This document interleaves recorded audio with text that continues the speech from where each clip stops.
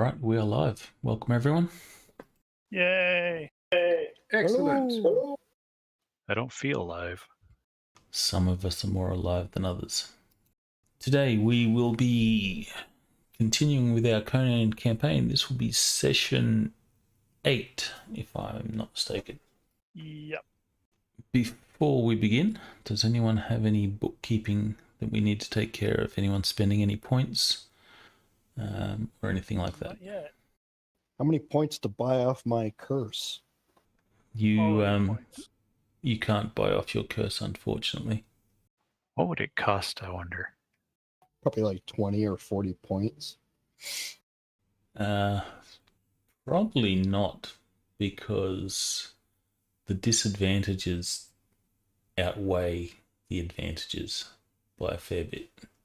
And that's what you're paying off. You're paying off the disadvantages. So, well, it's done as a template, so yeah, I guess it would be fairly expensive. Just know that you're actually no, I'm not gonna reveal anything. No spoilers. Kurgan will increase his bow by 4 points. All right, that's fine. And Apentius will use that unlisted quirk and label it as attentive. Hey, what was the deal with going over 18? Once you hit 18, you can't use earned points to boost your base skill. If you have traits and stuff that increase your skill, that's fine, but your base skill can't go above 18 by spending character points. You have to increase that via points earned through training, if that made sense. Should probably put that on the wiki or something. I don't know where that would go, though. House rules. I think I made a house rules section or something. The intent is to try and, in some way,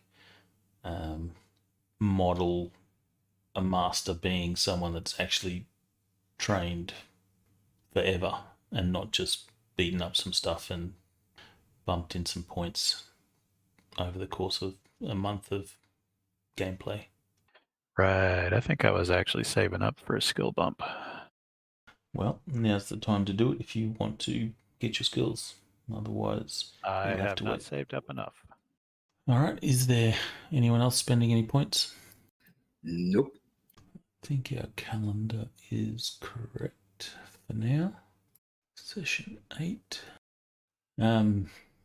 Quick recap. You guys managed to rescue some settlers. You brought them back to Fort Tusculum, and you explained to the governor that on investigation of their farmstead, it was apparent that it was a staged event by someone, which is unidentified at this point. Pity you didn't have any prisoners you could have interrogated. That's how the cookie crumbles sometimes. My fault, because when I rolled my bloodlust, I actually succeeded to resist the bloodlust. I thought I failed it, but I succeeded, so I didn't have to kill them. Well, technically, you don't have to kill after the fact. You don't have to go around killing everyone. It's just when you do beat someone in a fight, you have to spend an extra turn to put in that killing blow to make sure that they're dead. No, I think that is literally part of bloodlust. Not taking prisoners. Actually, that is correct. I don't know if that means you'll go around and kill everyone, though, because it does say, any time that you're fighting someone. But anyway, not important right now. So you explained that it was staged. Someone tried to make it look like Picts attacked the farm and killed those that were on the farm, or at least killed the husband and son. You rescued the wife, daughter, the grandfather, and a farmhand. You brought them back to Tusculum, and the governor has tasked you to find out who is responsible for this. We can't have people, inciting violence between the Picts and Aquilonians, unnecessarily anyway.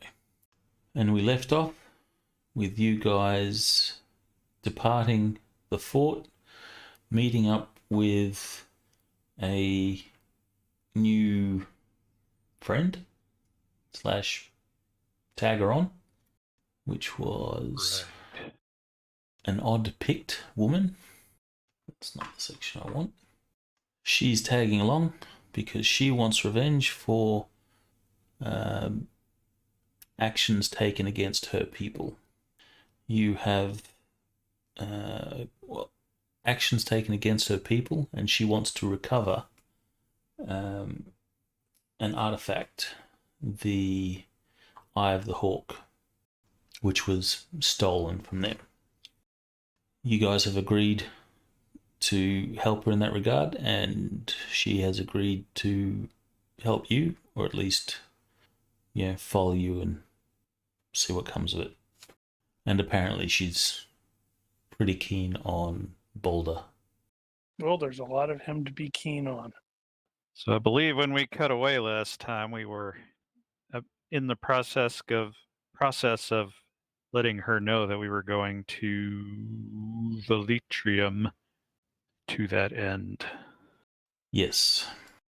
And I believe you realized that it's possible that you could probably bring her into Velitrium on account that she's being escorted by you guys, and she doesn't really look like a Pict except for the fact that she has the attire of a Pict, the same sort of tattoos and such.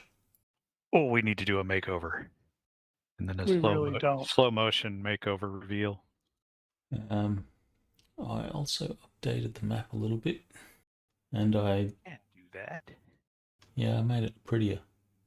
And that actually answers a question I had, whether or not the FGU was going to complain about that.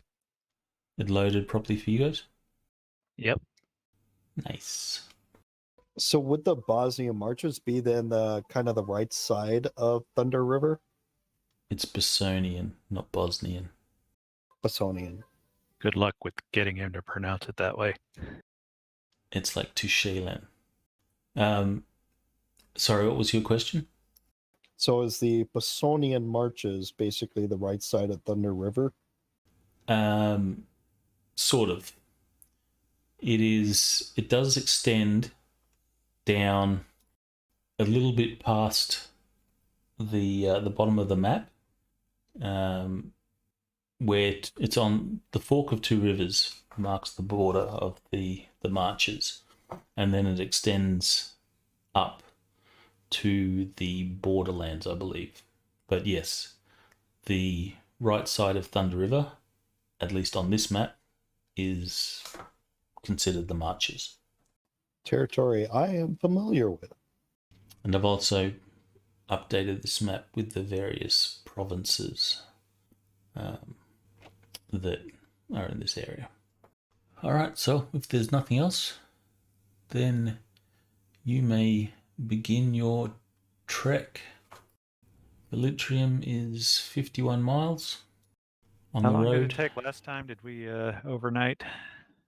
It's your minimum encumbrance or minimum move, I think was 4. Sorry, maximum move was 4. Well, we have a wagon this time. Well, okay, I'm making an assumption that we are escorting the family.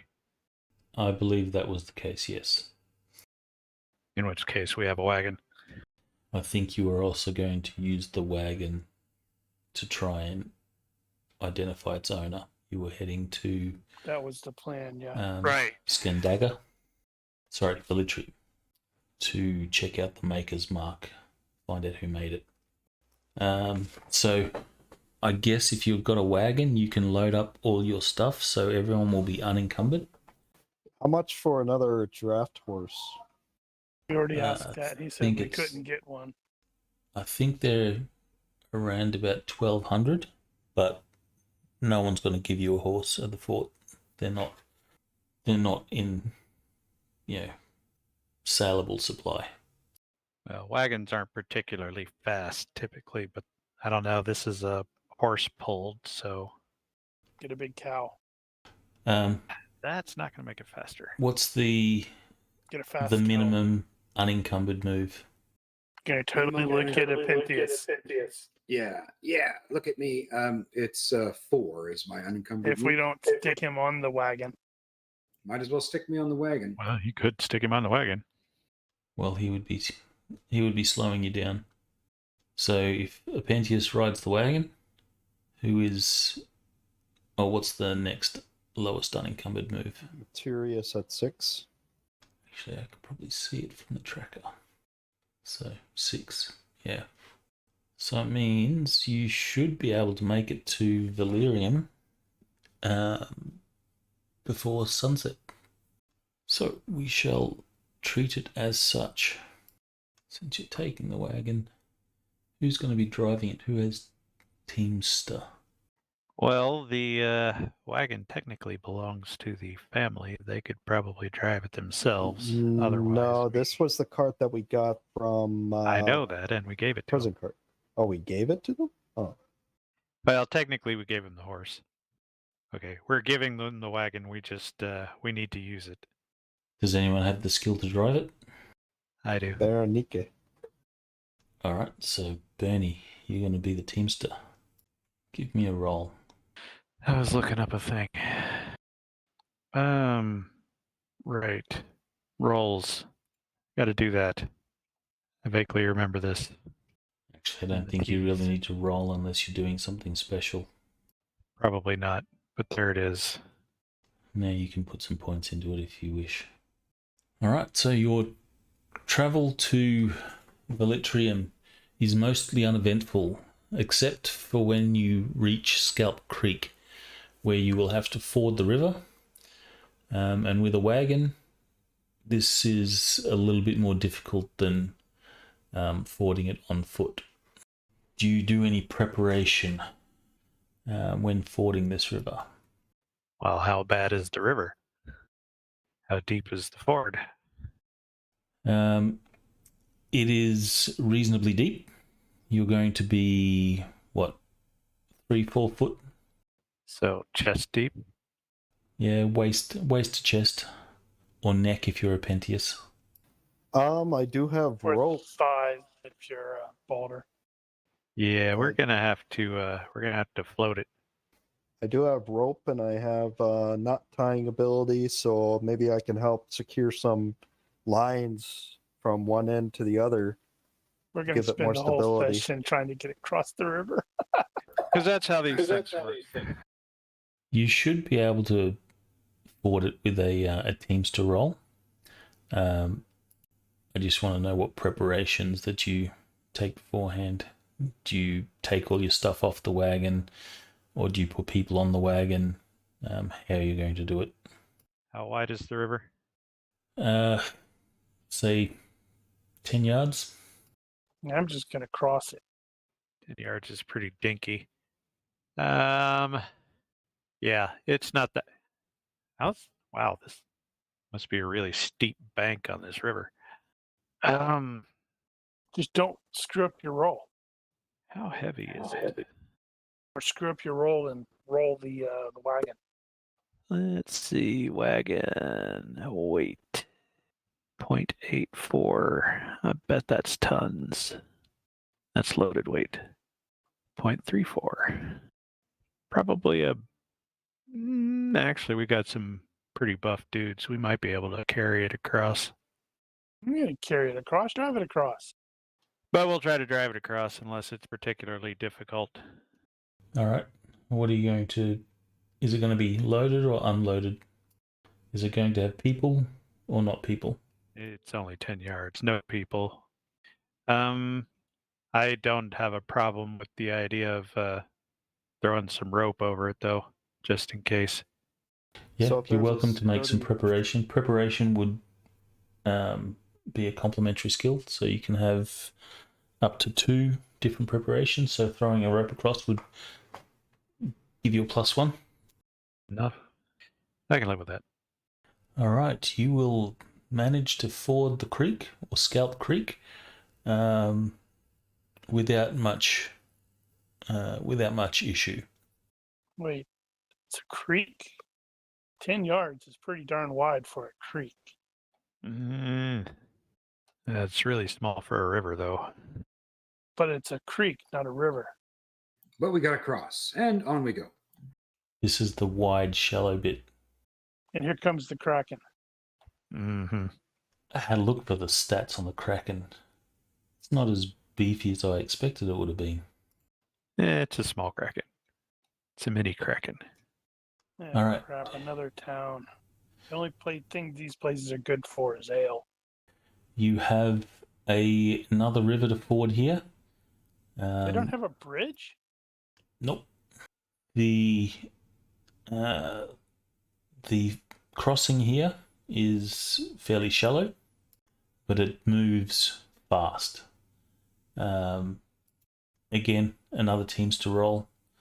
Ropes in this case will not be sufficient since the river is quite wide.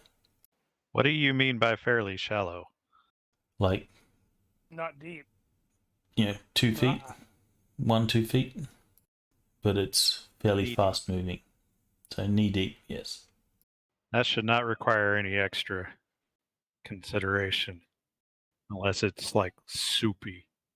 And given that this is a fairly high traffic town, I kind of doubt it. Well, not many people need to go on this side of the river. Yeah, but enough people do. I would figure the farmers would have to, because they need someplace to sell their goods. Watch out for the river ninjas. So another teamster. Failed roll means complication of some sort, but there is no complication. You will cross the river and enter the city of Velitrium. Velitrium is City or town? well, it's a fort town, so it Village, hamlet. It's only a muddle. don't know if I have a picture of it, but it's it's not. It wouldn't be a city, but it has 1,000, 1,500 odd people, so quite large. I guess early Dodge City. It is surrounded by a wooden palisade. The gates are open as there's a reasonable amount of traffic that goes through this city or this town. The first thing that you notice when you get here is the smell. There is definitely the odor of civilization here. You guys are reasonably familiar with this place, so you can do whatever. 1,500 is a small town in D&D. Right, so what's our... how are we going to get the information on the wagon stuff? We would probably. Okay, this town being not that large, someone who makes carts is probably going to be easily identified. Could I use my merchant skill in any capacity? You could use merchant to ask around, or you could roll IQ. Well, they're equal, so merchant it is. Merchant it is. Well, you didn't fail. It's a good sign. But the All night right, is young. so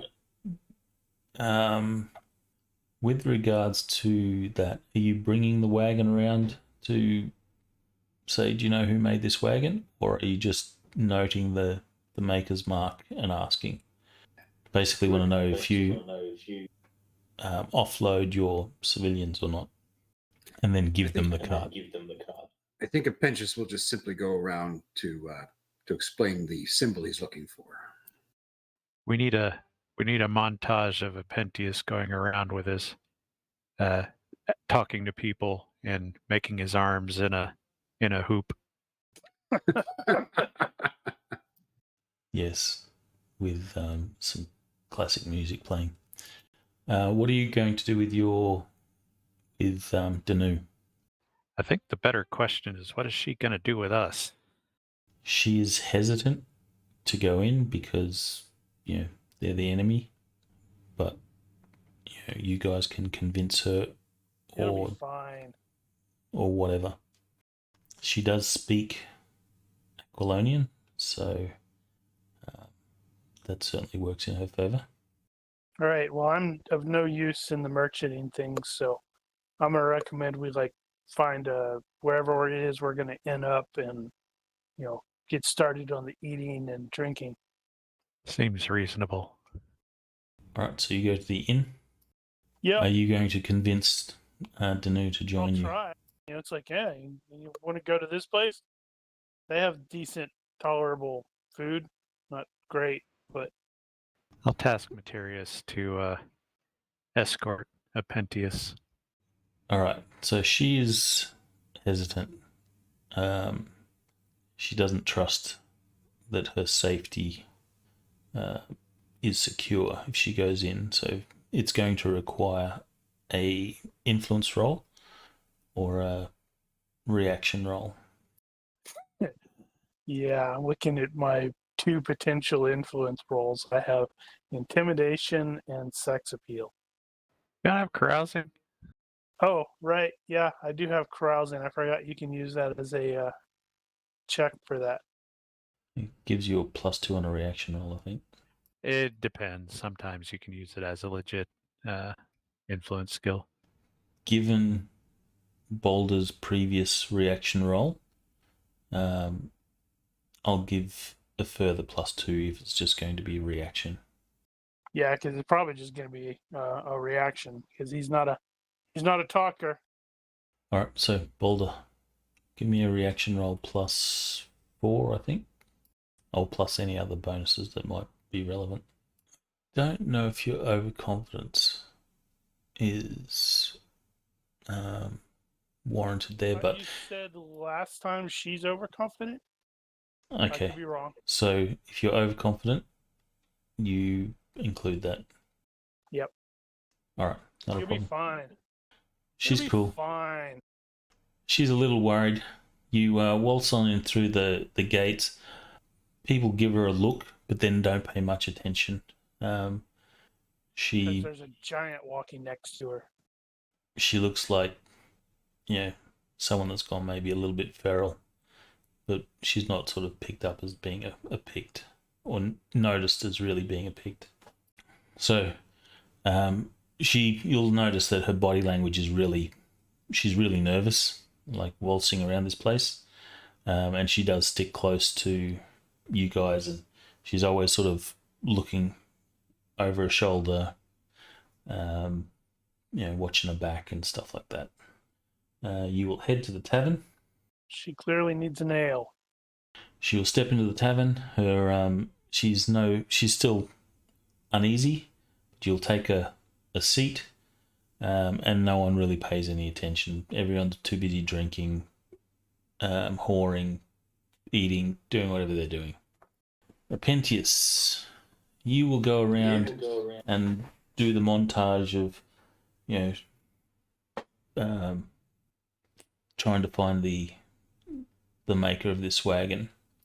You have offloaded your civvies, and you will ask around, and it's not too long before you will be told that the maker of this wagon is a guy by the name of, or a Wainwright by the name of Baran. Baran. Baran. Yes. He's in Scandaga. In Scandaga. Okay, Baran in Scandaga. Do I learn anything about his? Are people say he's a fair trader, or is he kind of questionable? Or Give me a reaction roll. oh god. You'll be fine. Okay. People are not too forthcoming with extra information. They're fairly brief with you. Yeah, that's Bahrain in Scandaga. Sorry, don't have time to chat. And they Okay. keep making weird gestures with their hands. You're not sure if it's they're flipping you off or warding off evil. Fine, thanks. I appreciate your time. And people will just go about their business. Odious personal habit, always sound sarcastic. I should also note, while I remember now, as the part of the Rangers, you do have, I think it's the equivalent of social regard, or it's a +1 reputation anyway. So the Rangers have a general all-round +1 reputation. Well, that's important information. He wouldn't have changed the bad, but yeah, that's something to remember. I should note that on your. I think we started a note for it. Ah, yes. But it says recognized at Fort Tusculum, 12 or less. Right, that's the Phoenix Cohort, but you get a +1 for being in the Rangers. All right. I'll make a note of that on my reaction mods. Yep, that's what I did. Yeah, I've updated that. As long as you sort of indicate that you're associated with them. If you're going to go undercover and remove any sort of insignia or whatever that indicates that, then of course you can do that. But then you won't get the bonus. So it is, by the time Apentius has gone around and asked, it's coming on sort of 5:36. I assume the rest of you are in the inn. Scandaga is... Not Scandaga. That's the big orphan. Stupid Bleacher? mouse.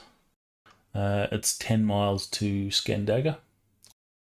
So that will be quarter of a day. So 2 hours hike if you want to go there. But the sun is low in the sky. You have a nice orange sunset. And we have ale. Actually, Bar fight. Which makes the sunset sort of a gold color. damn, I didn't do the table for the weather. That should probably be a module. You know, actually, they're probably ought to make a DF16 module. Why don't you do that Put all tomorrow, those Daniel? tables. You I'll do get that right tomorrow. on that. You're not doing anything. I'll be quite busy doing nothing tomorrow. Someone roll 3d6. We'll get Materius to roll 3d6 because he's just sitting around doing nothing much. Materius is a fictional character. Also, he has Uh, black dice. I think that Did they get to get is set or something? Shoot. a good weather. So everything's fine. Is there anything in particular that your characters are going to do? Carousing. Because I failed my, Yeah. I failed Pinches is up for some. my compulsive check. Yeah, Pentius is curious. He wants to hang out and meet people, strange people. Also, I probably need to check in on Dua and make sure I don't have to smash what's his face into a pulp. Right. Actually, Dua and Treya made it here. It was Dua that got chewed up. Right. Yeah, Berenike was thinking about going and talking to what's his name? That guy. That guy, to see if he knew anything about slave raids. Did you mean were you wanting to check on the nasty weather thing there, Brian? Is that what you had? in mind? No, I was rolling to see how well I mean, for Tiberius has been Mysterious is- treating Dua. Oh, that doesn't look good. I might have to flog him. because 7 to 11 passable in Dungeon Fantasy, whatever it is. 7 to 11 is passable. Yeah, as bad or as fair as usual. No effect on travel, speed, or skills. All right, so fairly normal. However, you will seek out Dua. She is currently still under the employ of Tiberius, but you turn up at the brothel and you will see Tiberius will notice as you sort of step into this this brothel. He's sort of lounging about, drinking and having a good old time. He has some of his girls around and is laughing, telling stories, and he sees you come in and his mood just changes, instantly, like a flick of a switch, and you can see no need for a body language roll. He's having flashbacks of getting beaten up and stuff. Pictures. Yeah. My bad. I should cast Duo and Treya. I don't know. Are they that important? They might be. Especially if they lead to violence. Plenty of unnamed NPCs lead to violence. That's a valid point. So Tiberius will stand, rather nervously walk over to you, Boulder. Danu has probably followed you because she doesn't want to be left alone. And Tiberius will say, welcome. Is it Boulder?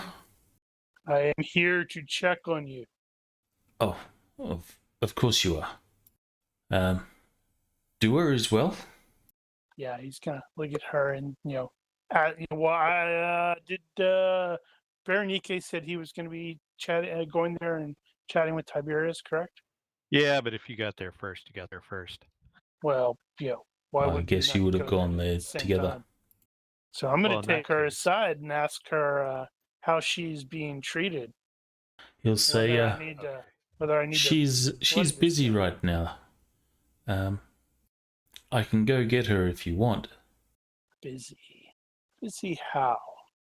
I was going to say I'll let Baldur sneak off and do whatever he's going to do with that. Sneak. But yeah, he's not very. I can be stealthy. Inconspicuosity is not his forte. I have a 12 in stealth. I can be sneaky if I foolishly decide to do so. Which means you have an effective stealth of 11 because of the size mod. Really? I didn't know that actually applied that. Bernie, if you sort of go off on your own, it's not long before you have some of the local girls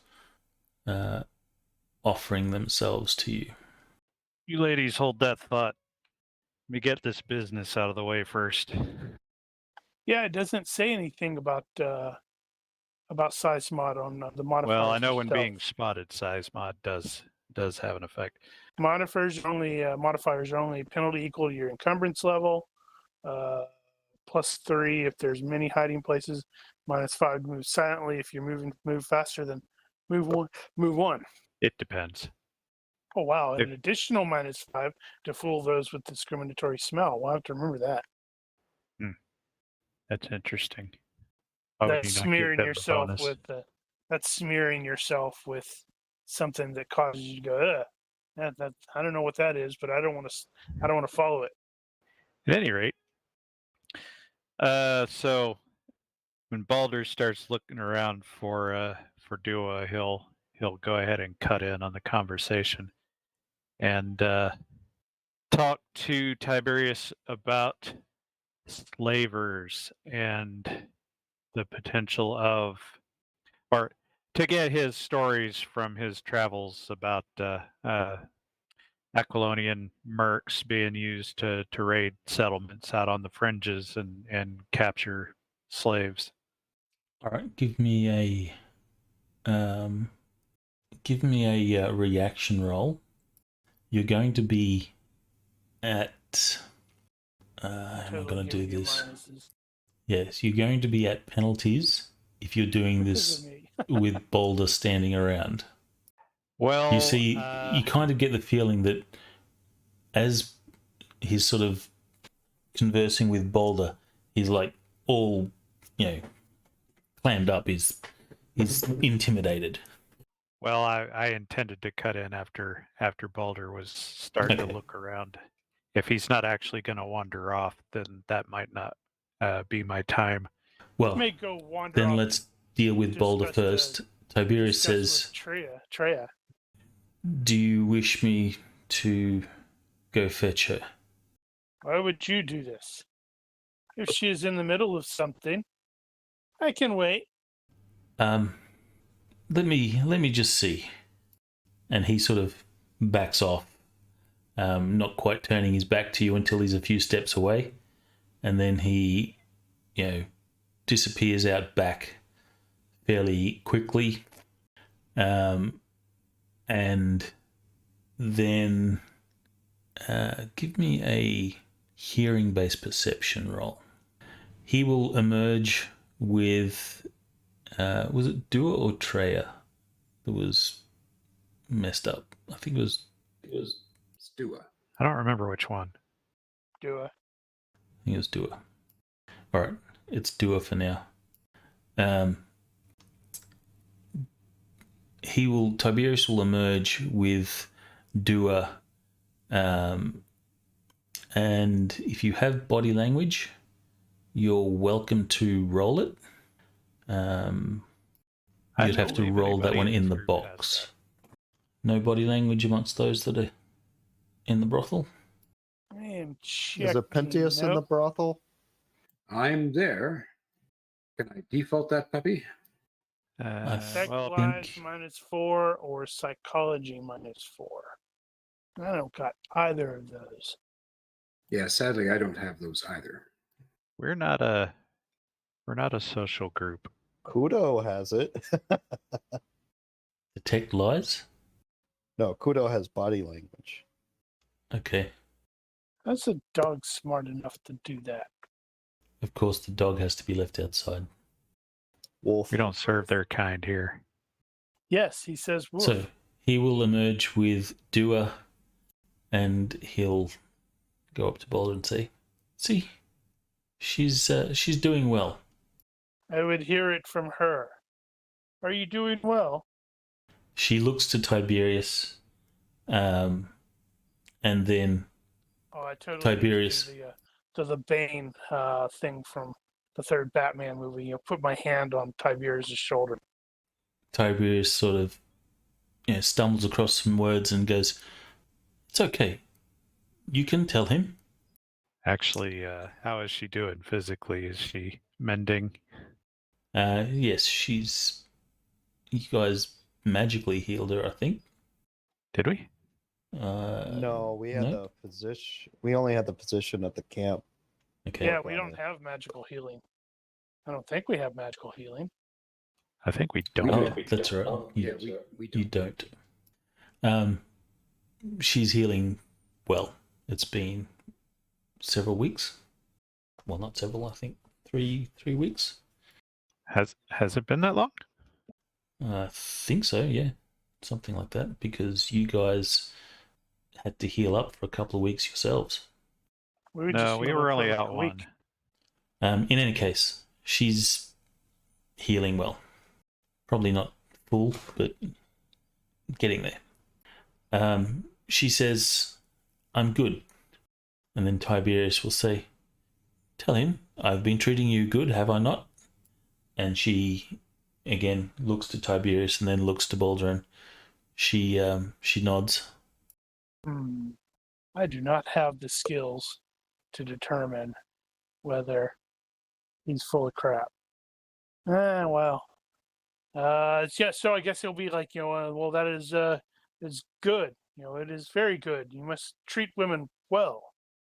Oh, of course. I treat all my girls well. Would be unfortunate if I had to leave a garrison here. Oh, wait, no. Wrong character. Doer is being looked after. You do not need to worry about that. I would not deceive such a man such as yourself. It would not be wise for me.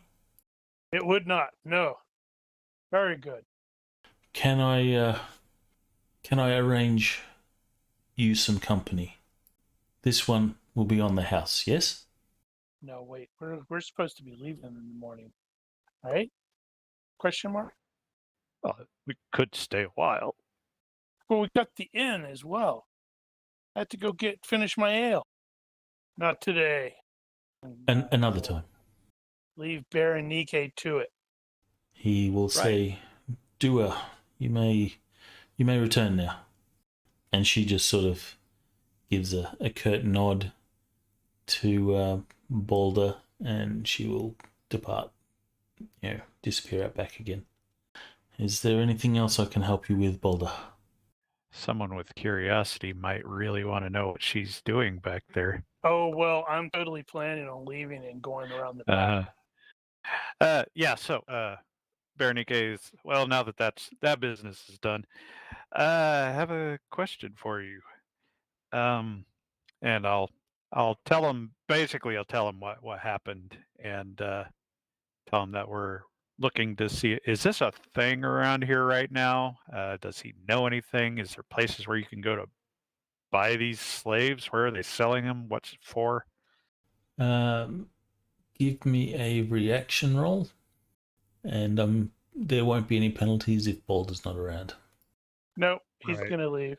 You can add whatever bonuses you wish, or you could use a influence roll for a good reaction if you have something appropriate. I would potentially accept streetwise. So is the ranger Or gonna savoir-faire. help here? The reputation. Yes. God help me. Oh yeah, I'm gonna be rolling like that today. Good job, Dice. You're helping. Can Kurgan try to assist with some diplomacy? I'm fine by myself for the time being. You want to ask questions after me? He You go will right say, ahead. I've not heard of any such thing. Soldiers taking slaves in the settlements.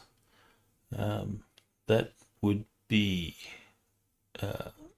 illegal. I'm sure the magistrate would have an issue with that.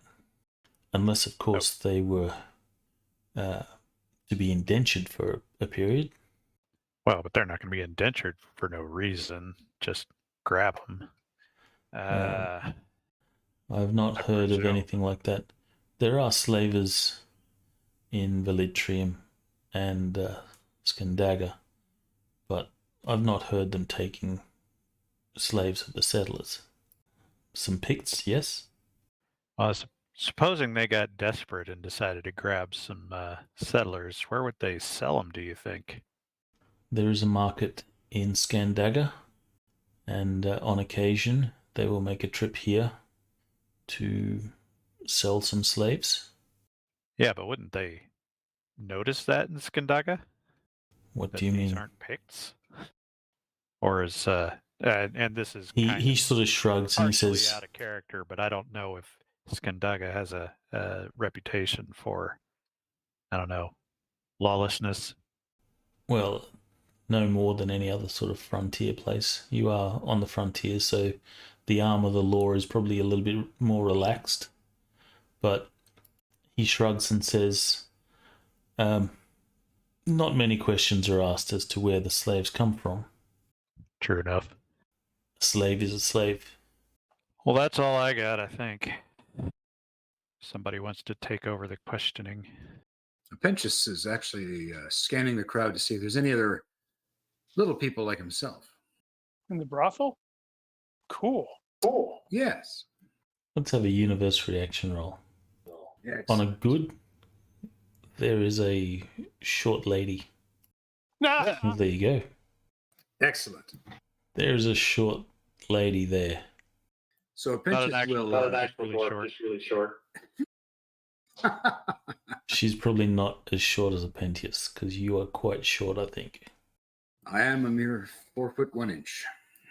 Hey, Kurgan will be asking around if there's anybody that matches the description of Graven Karn. All right, give me a reaction roll. So while you're here, you will have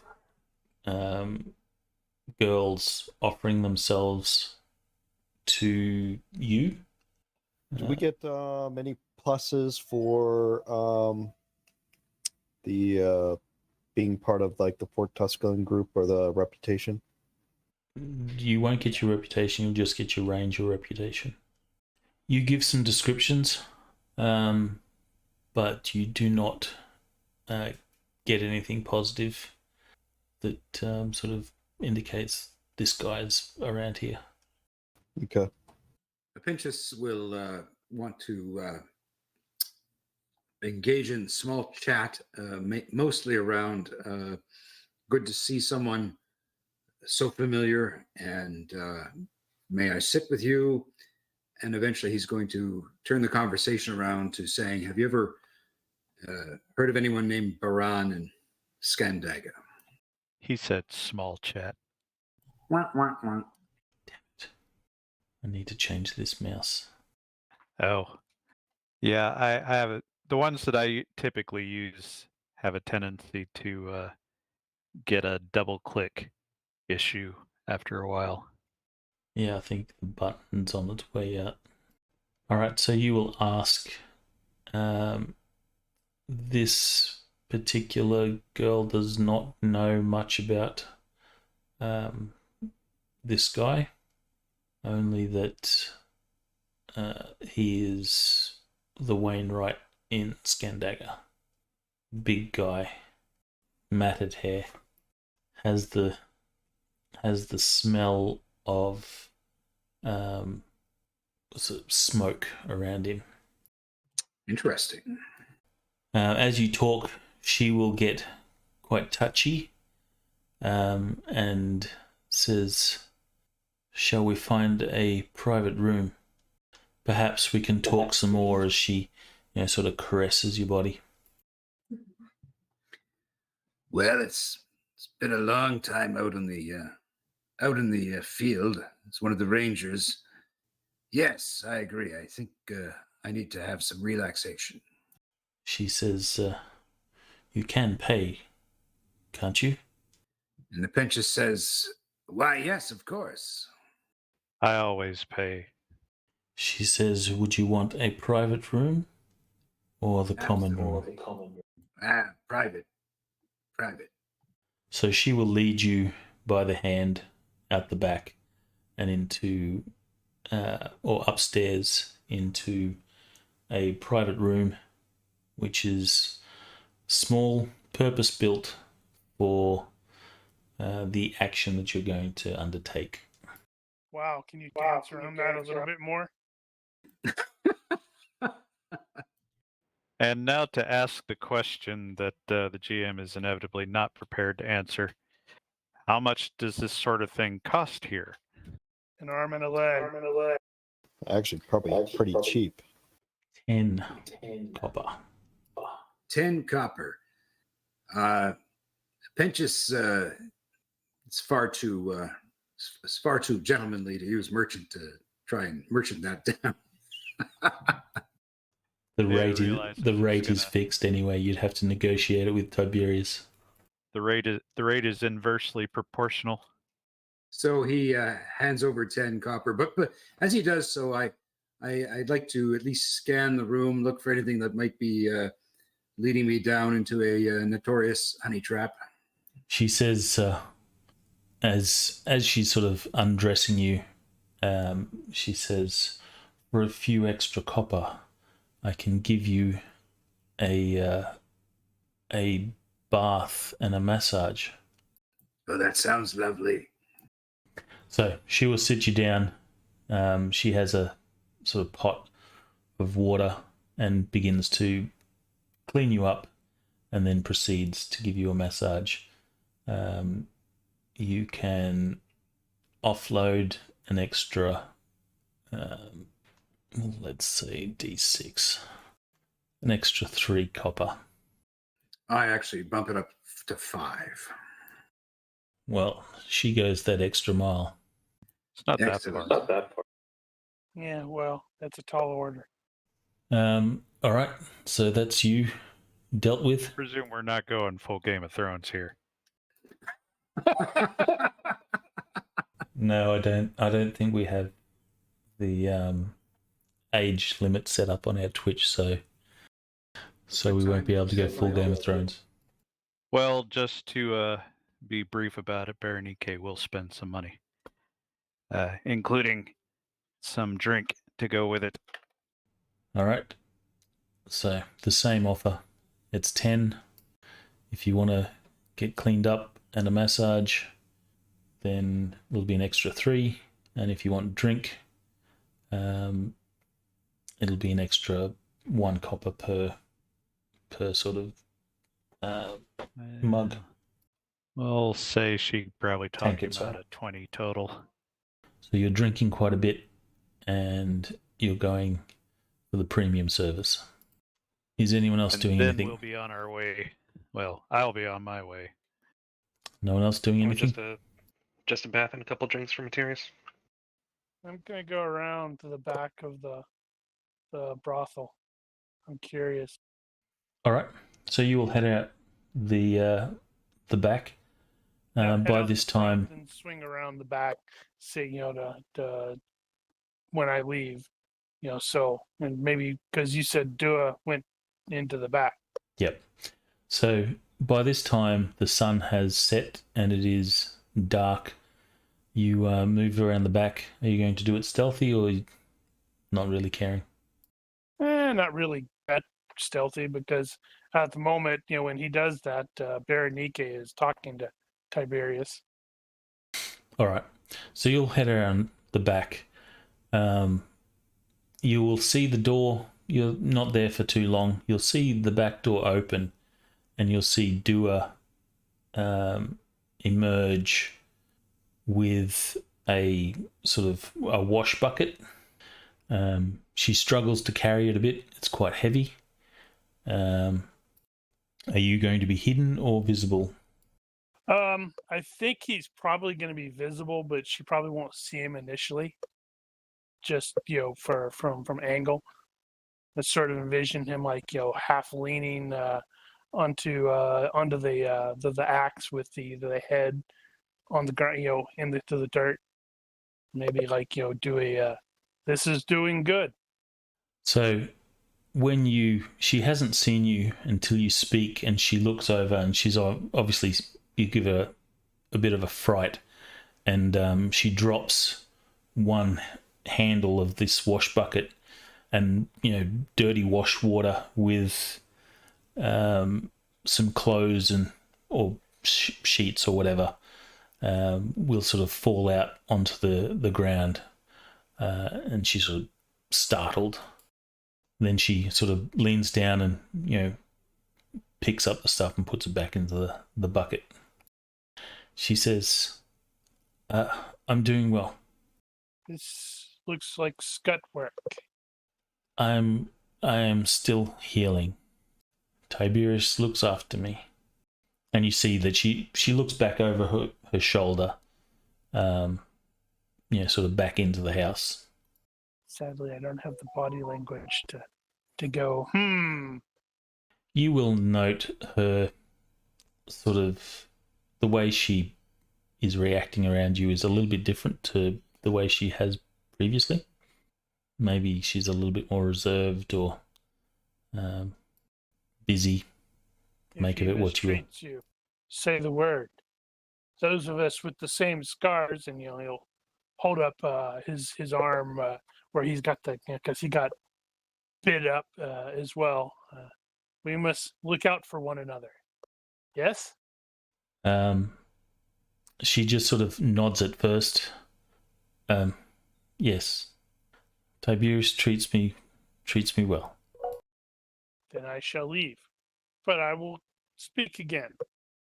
She says, I would like that. Be well. I'm going to go to the inn with Danu and introduce her to the wonders of ale. She says they've already met. All right, so you will head back to the tavern with Danu, Bernie, Totally, yeah. And I explained the whole Materius, situation. and Apentius are all occupied. We will join later. Kurgan, are you going back to the tavern, or are you going He's to hanging out avail with the yourself? doggy. Since Kudo's not allowed into the tavern, he's probably going to be. See, he's gonna hang out with his doggy. Yep. He'll hang out with Kudo, walking That's around the not city. creepy at all. Well, you will walk around the city. You will see that there's a few soldiers that sort of do patrols on the streets. They will sort of approach you, and then once they see who you are, then they sort of say, sorry, we thought you might be someone else. Carry on. And then they And attack you and take your dog. Or you attack them and eat them because, well, you're a monster now. Or the dog attacks them and eats them. But you will walk around and you're pretty much left to your own devices. At some point, you're going to have to return to the inn. I assume that you guys are not going to move on during the night. You're going to spend the night here. So you'll have to crash at the inn. Or I guess you could go to the barracks. Maybe find a bed there. Does the tavern have a stable? It does, yes. So you could probably put Kudo in the stable. I don't think the horses will appreciate that very much. It's just a dog. Well, he's a wolf. It's a very dog, large wolf. But he is tame, so he's not going He's to in- just attack he's not the tame. horses. Yeah, He they is don't know tame. that. It's not a very big dog. He's an average-sized dog. He's a wolf, not a dog. Big Dog's almost difference. as strong as you. Kudo is stronger than Kurgan. You could leave him outside as long as you tie him up. In the stable, he'll have to be tied up anyway, because wolf and horses don't mix. Yeah, that's it. You put him in the stable because he's a riding dog. Probably big enough, strong enough for it. So, how do you want to do that? Tied up in the stable or tied up outside? You know, an average horse has a strength of 18, 19, something like that. I would say probably in the stable. More comfortable. All right. You will stick him in the stable.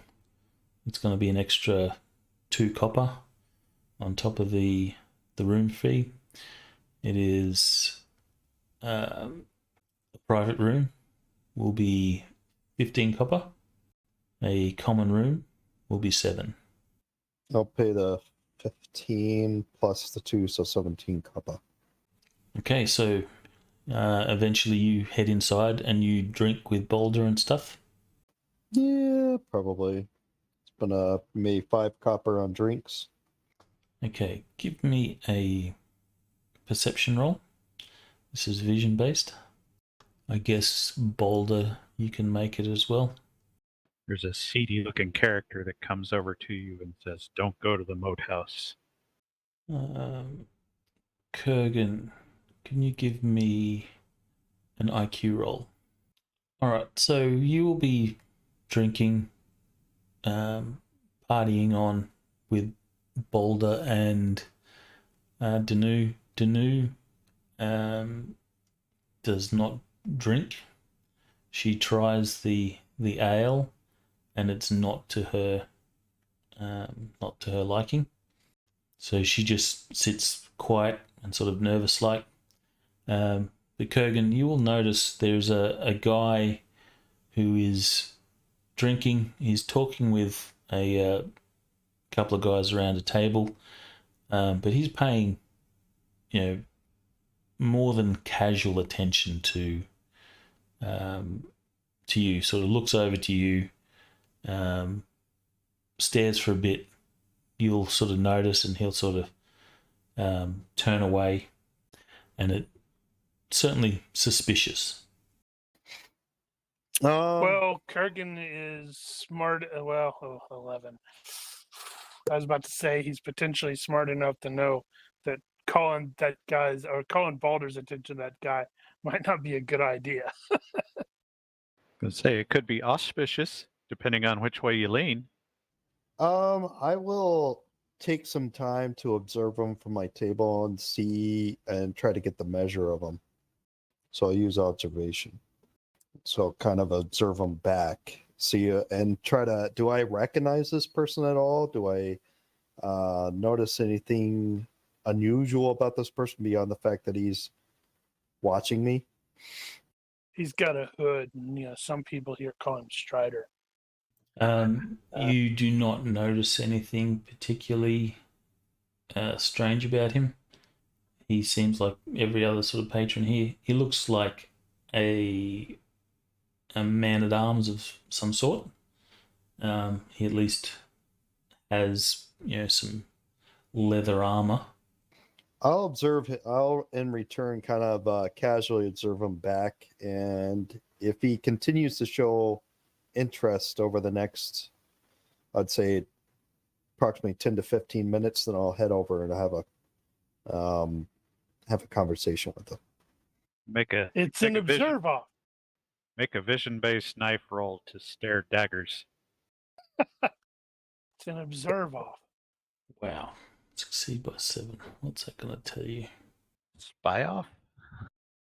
Come on, let's go for a dance off. Yeah, it's been done. He will see that you're sort of looking back at him, and Does he?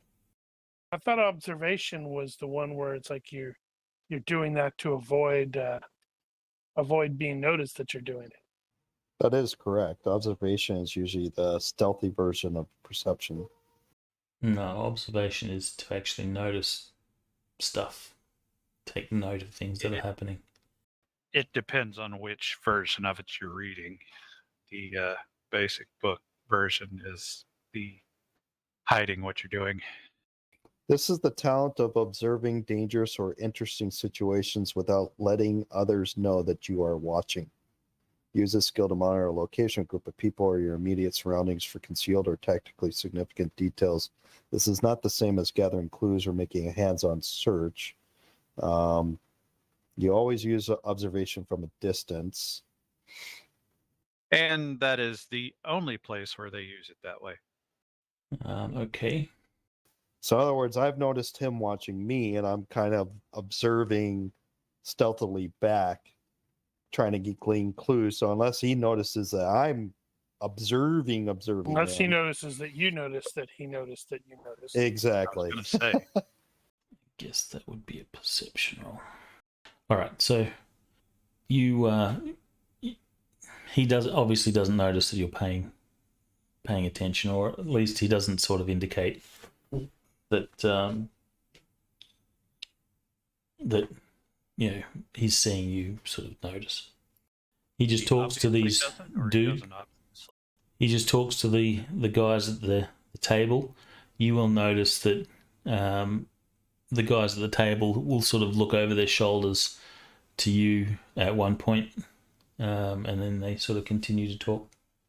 If they continue to kind of peek at me from as I'm watching, I'll be like, I will probably bring it up to Balder and say, "Hey, Balder, I notice these people are watching us, or me And specifically." my head is gonna go and just start staring at them.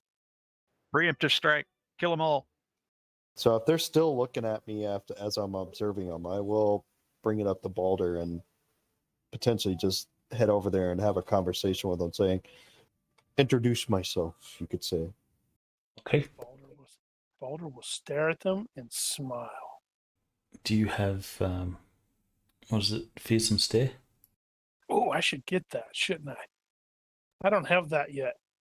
You're working on it. I don't know if he really wants fearsome stare. He's more the crazy tall dude who will smile and you go, that guy is really, really large. All right. Well, you waltz on over.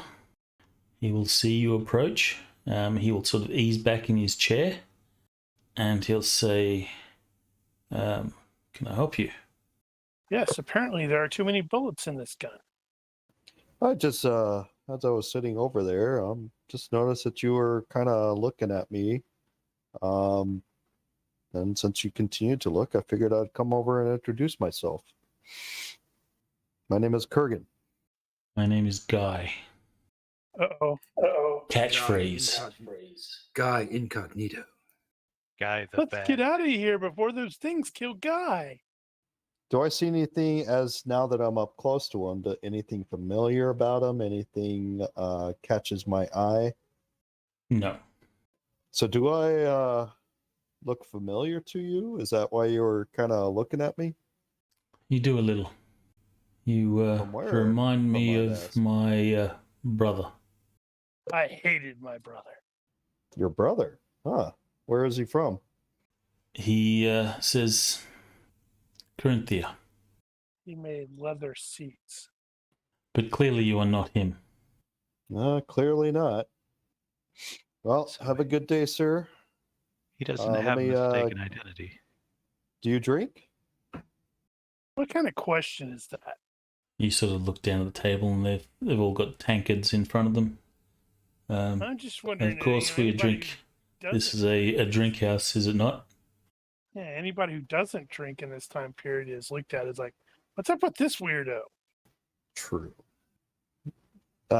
Never mind. I probably wouldn't have said that. I would have looked at their table, saw it. My character would have noticed it and been like, "I'll tell you what. Sorry to bother you. Hey, another round of drinks for them on me." I'll head back over to sit with Balder. All right, scratch off 4 copper. Meanwhile, at the table, the guys start snickering. Said, "It worked! It worked again!" Had I have thought of that, that would be so funny.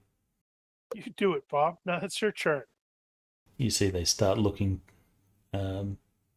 suspiciously at someone else. All right, Right. so the night goes on. Every now and then, you'll still notice this guy keeps looking over. Oh yeah, you guys are getting robbed. I don't have body language. That's the problem. So, Yeah, well, they're more than welcome to make the attempt. being who I am and the fact that I do have the trap skill, that I have a private God. room, I will trap my door. Suspicious guy. Nice. Hopefully, that's you don't really forget funny. about the trap when you get up in the morning. What sort of trap are you going to fashion? Claymore. More of a not necessarily one to injure anybody, but trigger a bell or something to wake me up right away. Well, I don't think Yeah, you that have. actually wouldn't be a bad thing for somebody traveling in low-tech society to have a little bell that you can just nail onto the door or onto the door jamb. So if somebody opens it, it just jingles. Interesting that you would say that. That modern knight, I can't remember his name. That guy, he had an article or a video where he was talking about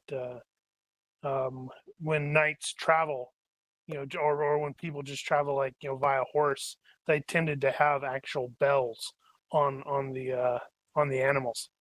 Yeah, but that's for traffic issues. Yeah, but I mean that just means it's like But you could use them. you get to the inn and you take the bell off and you you put it at the over your door. I'm just gonna sleep on the floor up against the door. Put bells on the wolf so he can't sneak up on you. But I would also probably put a chair underneath the door to keep it from someone just being able to barge right in. All right, give me a traps roll. I can take some time, additional time with this, right? Yeah. That might be something Since you it's set a- up all the time. Yeah, just because I'm going to bed, so I might as well take my time. So, +1 is what? How many minutes? Double the time is +1. 4 times is +2. 2, 4, 8. 8, 15, 30. Actually, I have a good idea. I'll make a rope trap so that if someone just arbitrarily walks in, they'll get caught by the rope and it'll sling them up. So That's not going to be something that you can easily set up in the room. How do you sling them up? What's your counterweight? that's a good question. Something heavy at It's the magic. no. Okay, never mind. Yeah, I Or don't at think you're least, home trip- aloneing that one. Or maybe a trip trap. So as they come in, if they're not aware of it, they'll trip over the rope. But also something to... So it's some kind of trap that basically will delay them or alert me. Okay. How much do you drink during the night? Not much. Because I have alcohol intolerance, so I'm probably only going to have like one tinker. One drink So of beer. he's the guy who asks for milk, and everybody looks at him really weird. Comes in pints. What's the mechanical effect of alcohol intolerance? You get drunk faster if you drink too much, so... If you're only having one, I think you're going to be fine anyway. Exactly. So I'm only having one. All right. See, that just means the GM is really going to rob you. He's asking how drunk you get. Of course. Or maybe he just wants you to think you're going to get robbed. Boulder, is he drinking himself to unconsciousness? No, he never does that. That's a dumb idea. He'll probably be a little tipsy, but he's not, bad enough for that, for that, because that's dumb. Yeah, technically we're on the job. Is Boulder going to stay in a common room or a private room? I paid for the private room, and he was going to recommend to Danu that she sleep on the bed. He'll take the door in case these damn civilized people do civilized things. All right. She will. Besides, he can't fit in any of their beds anyway. They're too damn small. Considering she's a native, you'll probably notice that she'll be uneasy on the bed. It's like, I don't know how to sleep on this thing. Well, she may end up, sleeping on the floor too. Suppose you could just throw some dirt on it. In any case, the night will pass.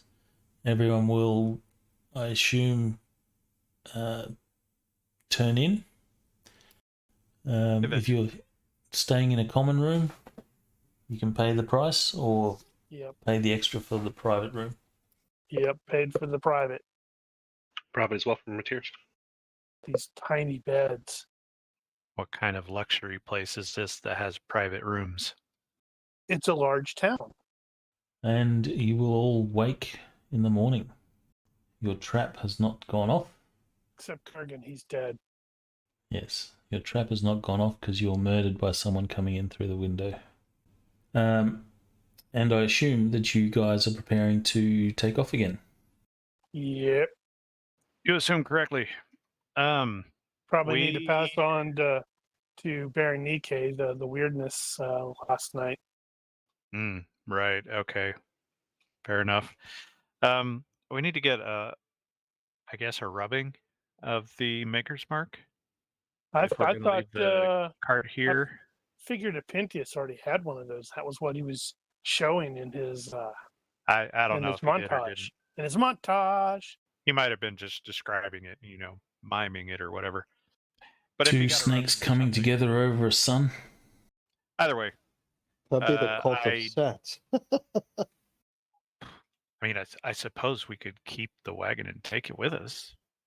Then we'd probably have to keep the horse. Oh, why? I thought we gave it to them. Yeah, which is I don't why want a wagon. wouldn't necessarily want it. Yeah, we can, as long as we can identify the maker's mark without having the wagon physically present. We'll leave the wagon here. Were the settlers going to settle here? Well, this is the first bit of population. They're happy to stay here, but if you wish to convince them to go on, then you would have to influence them in some way. Well, the reason I asked was, will it still be here when we get done with Scandaga? Most likely. Yeah, I don't think we were trying to convince them of anything. No. So if we leave the wagon with them, it may still be here. Should we need to come back for it, and we're not going that far. Unless the village has been burned to the ground. Well, that's another matter. because Dua had too much and said, "All right, MOs, I'm gonna kill you all." Yeah, she Right, snapped. off we go. Which means Apentius is back to walking, unless he wants to Get a donkey. buy a cart and have Balder pull it. Balder ain't pulling no damn cart. So that would mean your encumbered move is full. He should get a so donkey. it'll only take a couple of hours to get to Scandaga. I'm waiting for suspicious guy to jump us. Why would he do that? It'll only take a couple hours to go 10 miles. Well, it's because I walk forward and then I have to stop and wait, and the Pentheus catches up. I would think it would take longer than that. Yeah, well, only 10 miles. I mean, really? Doesn't seem like it'd take that long. The road between Velitrium and Scandaga is a lot more frequently travelled than the one that goes to Tusculum. So you have quite a lot of traffic. You pass people going back and forth quite a bit. I will get a perception roll from Balder and Kurgan. Vision Well, based. luckily, Kurgan has a crazy high perception check. Vision based. This is vision based. I'll get Kurgan to get yours to make that into the box, please. Well, you should have told me to make it in the box. Sorry, I accidentally hit the minimize button and now everything's in the wrong place. Well, don't do that. Well, it's easy to say after the fact, isn't it? It is easy to say. Don't do that. He didn't ask for Berenike, did he? I thought it was just Balder and Kurgan. Yes, Balder and right. Kurgan. Stop Ignore trying me. to hog our spotlight there, Berenike. Accidentally So- minimize. Uh-huh. You will arrive at Scandaga. This is considerably larger than Velitrium and a lot more Wretched active. hive of sin and villainy. We must be Uh, cautious. The population here is, 3,500, 4,000, sort of that number. Here There's a you will Temple be of able Mitra. here you'll be able to find anything that you need to acquire. So if you need to buy stuff, there'll be merchants and Except sufficient. I can't get that image to load. Give it time, it might. It says it should be loading. Came right up for me. I'll I give it think- time. Maybe it was your Kanukistan internet. That could be. It is having to come from the upside down there in Australia. That's really far away. So the Temple of Mitra is there, correct? Correct. There's a pointer there. Turgan would kind of talk to Pentheus and say, hey, do you think the Temple of Mitra might help with my situation? I'm happy to use an occult roll or a thaumatology roll or a professional skill scribe roll or just an IQ roll to answer that. or Kurgan could go to the temple and ask. No, that's too direct. You civilized people. Well, if you're going to make a roll, make the roll. All right. And then his response can be like, I don't know. I'm just going to use basic IQ. You would think the odds are unlikely. So priests and such don't generally have magical ability. They are just, priests. Have we read the same Conan books? Because, I've read a lot of them, and priests do have magic powers. Not all priests. Not like No, not every all priest. priests, but some priests. But like the high priest, I mean, when you think about like the cult of Set, he had some magical abilities. Well, like I said, it's unlikely, but not totally impossible. So what do you think of Pentheus? Do you think we should check it out? Well, it can't hurt to ask. What could have hurt is if they decide I'm cursed and they kill me on sight. But Temple of Mitra usually is considered a one of the more decent goddesses. Gods. Yeah, Just, Mitra's a he. yeah. Has the big beard and all. I think Mitra is the primary religion in Aquilonia, isn't it? It is. I think he's considered the Lord of Light. Wait a minute. Sweet. That would totally fit in here, you know? What would Watch fit? out. Prince's promise. Lord of Light. That was Game of Thrones, was it? Yes. So, obviously, we have an agenda here in the city. So, when time permits, Kurgan would go to the Temple of Mitra, but after we do what we need to do. Right. We're going to talk to what's his name? I'll Or get rather- either a merchant or IQ roll to track him down. Failed roll means you run into complications. I'm happy to roll that merchant roll. Yeah, you're Looks the like guy you're who it. did all the dude who was doing the talking. Ha! Complications. There's a parade with these ladies ringing bells, going shame, shame, shame. I like that, except it's not going to be ladies saying shame.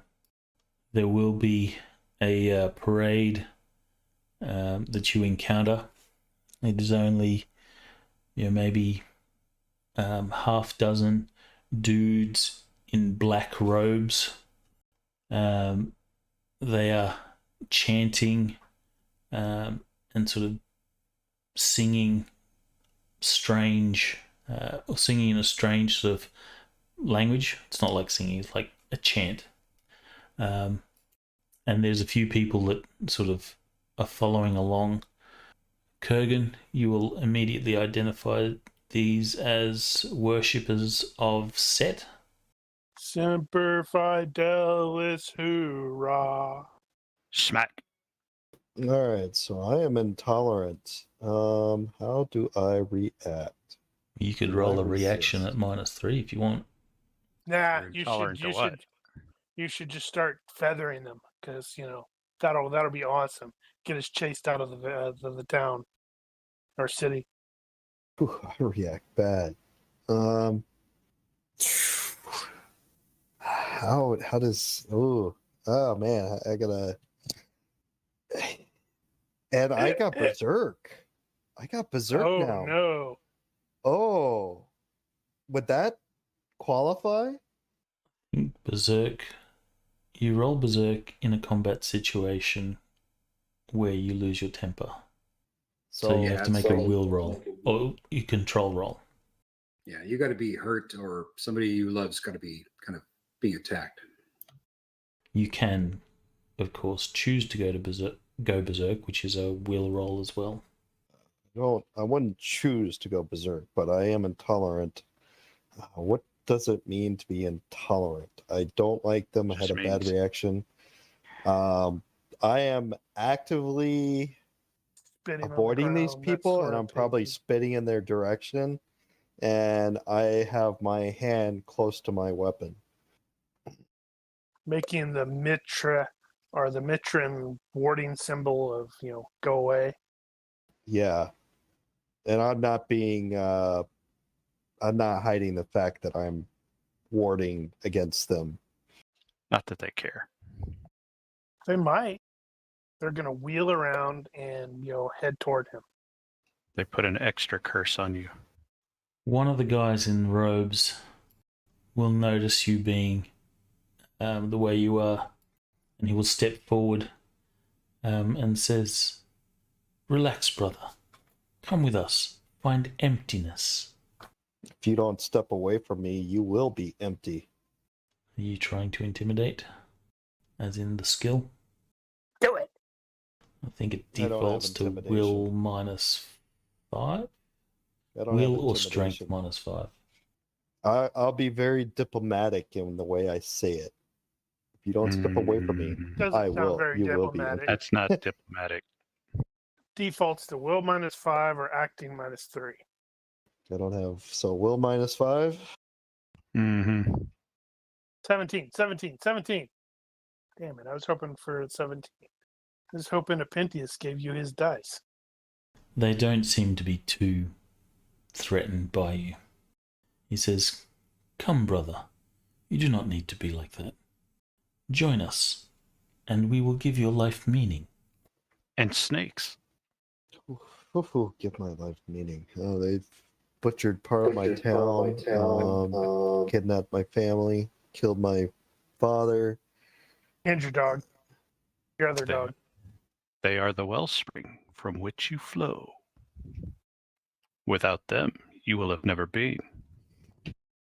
The guy will sort of give you a respectful sort of bow, and then he'll catch up with the rest of his group, and they will continue down the street.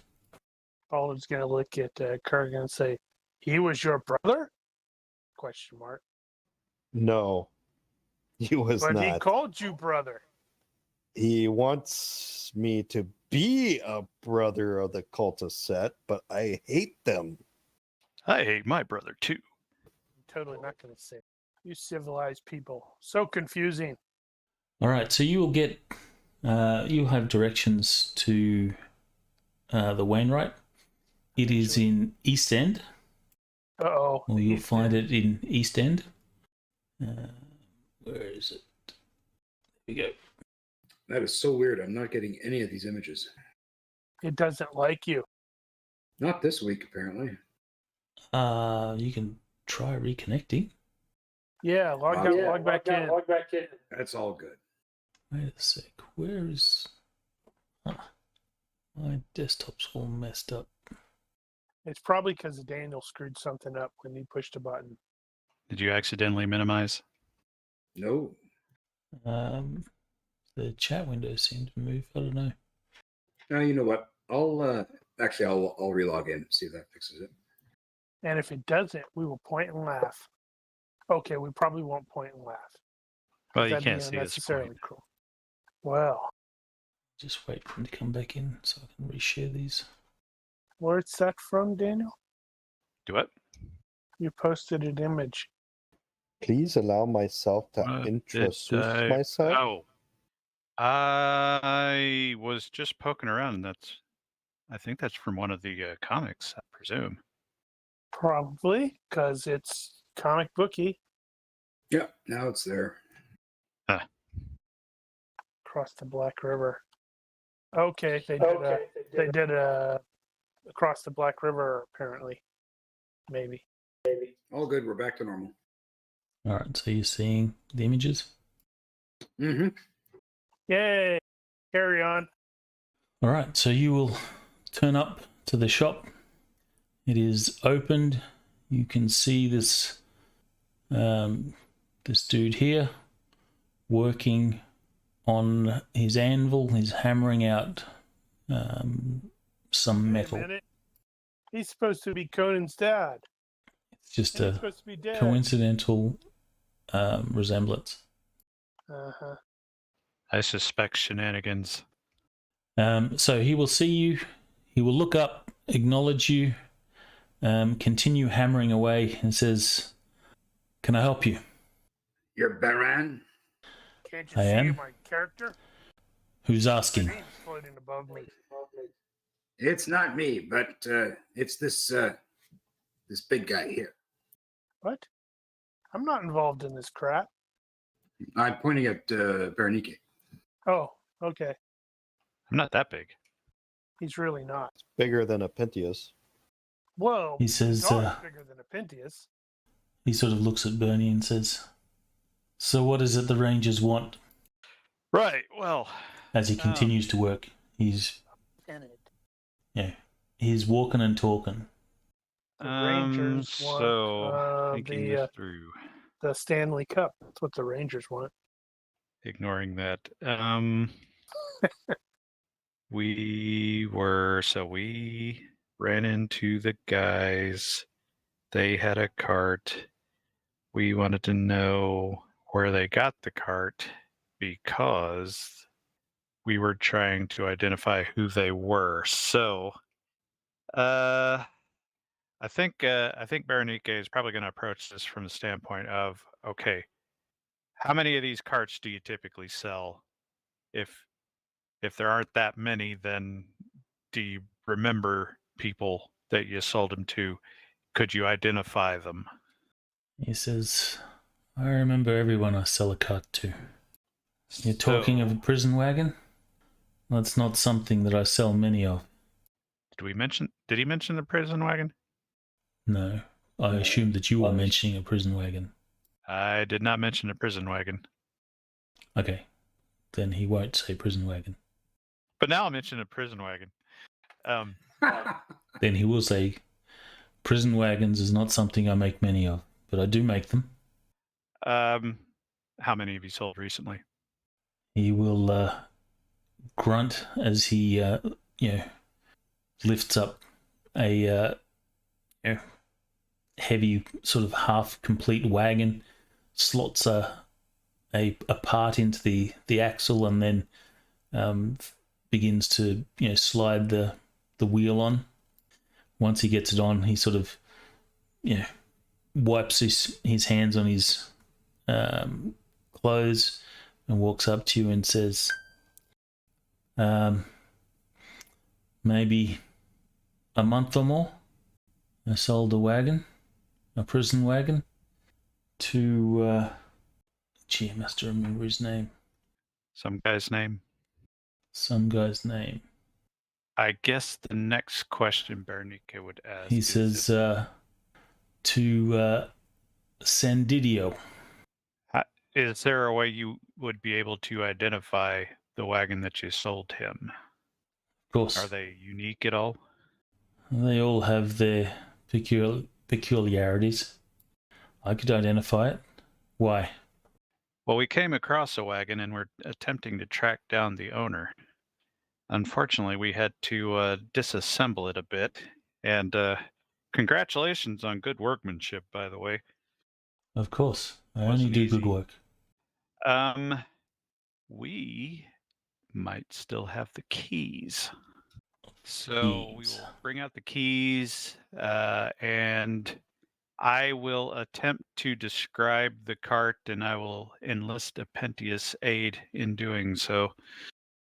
Happy to aid. So you have the keys? Yeah. He will take the key. He will look at it for a minute. Then he'll sort of go around the back. You'll see he pulls out a box, and begins to, he fishes into the box, pulls out a key, and compares it to the one that you had. He puts it back, grabs another, compares it. He does this a few times, and then puts the box away and comes back. He says, "Ooh, who disconnected?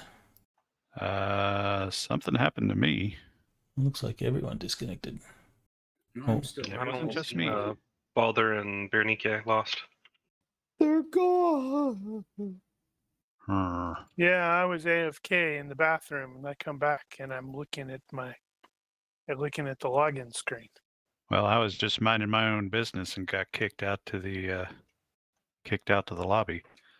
I guess I'm coming back in. Yeah, it says you're coming back in. Wonder if he had a hiccup long enough to interrupt fantasy rounds, but not TeamSpeak. Weird. Well, it's kind of That's weird not out for of the me. question. Is when I tried to log back in, it's like he said I had a license mismatch or Yeah, something that's like the same that. to me. Like, what?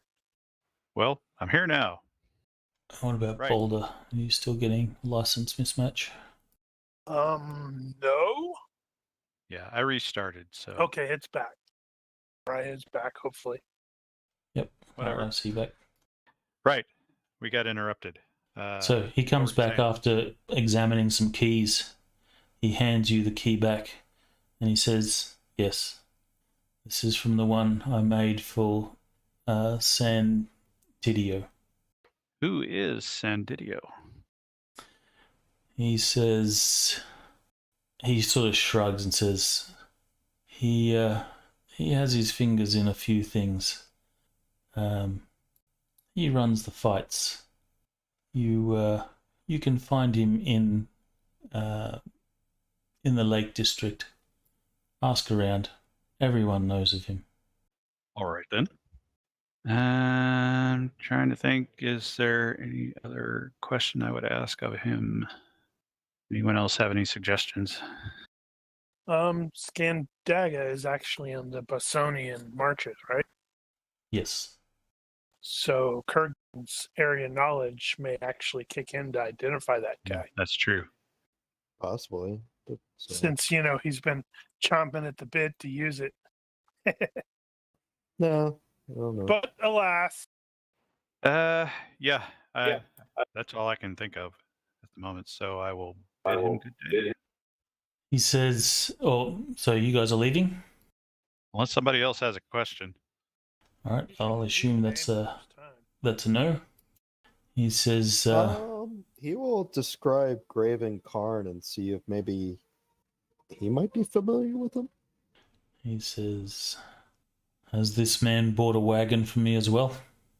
He was part of a raid against my town, and they took slaves away. So I don't know if they would have had wagons, and maybe they could have potentially had one of your wagons, but this is what the guy described how he looks in association with the cult of Set. He shakes his head. There are a few people that could fit that description, but none that I have seen associated with the cult of Set. I have seen their number in Scandaga. It is a blight on this good city. Why is it growing? Why is it growing? I do not know. Perhaps they offer a better afterlife than Mitra. I do not know. You'll have to talk to them. I concern myself with my work. I keep to myself, and I stay out of trouble. I have not seen this man you speak of. Perhaps he is amongst the worshippers here in Scandaga. He's going to be the lead slave. Right. Well, good day to you, sir. And as you're leaving, he sort of goes back to his work and he sort of shouts out. He says, La Ruedo. That is Santidio's place. And then you hear hammering as you walk away. So, trap? Trap. So, your plans? Something tells me the settlers weren't destined for the pits. They could have been. Well, they could have been destined for the snake pits. Maybe. So we need to find out about that guy. All right. You can use a streetwise roll or IQ to find out information or his location. What was the population you said? 3,500 to 4,000. And then there's probably a transient population on top of that. Okay.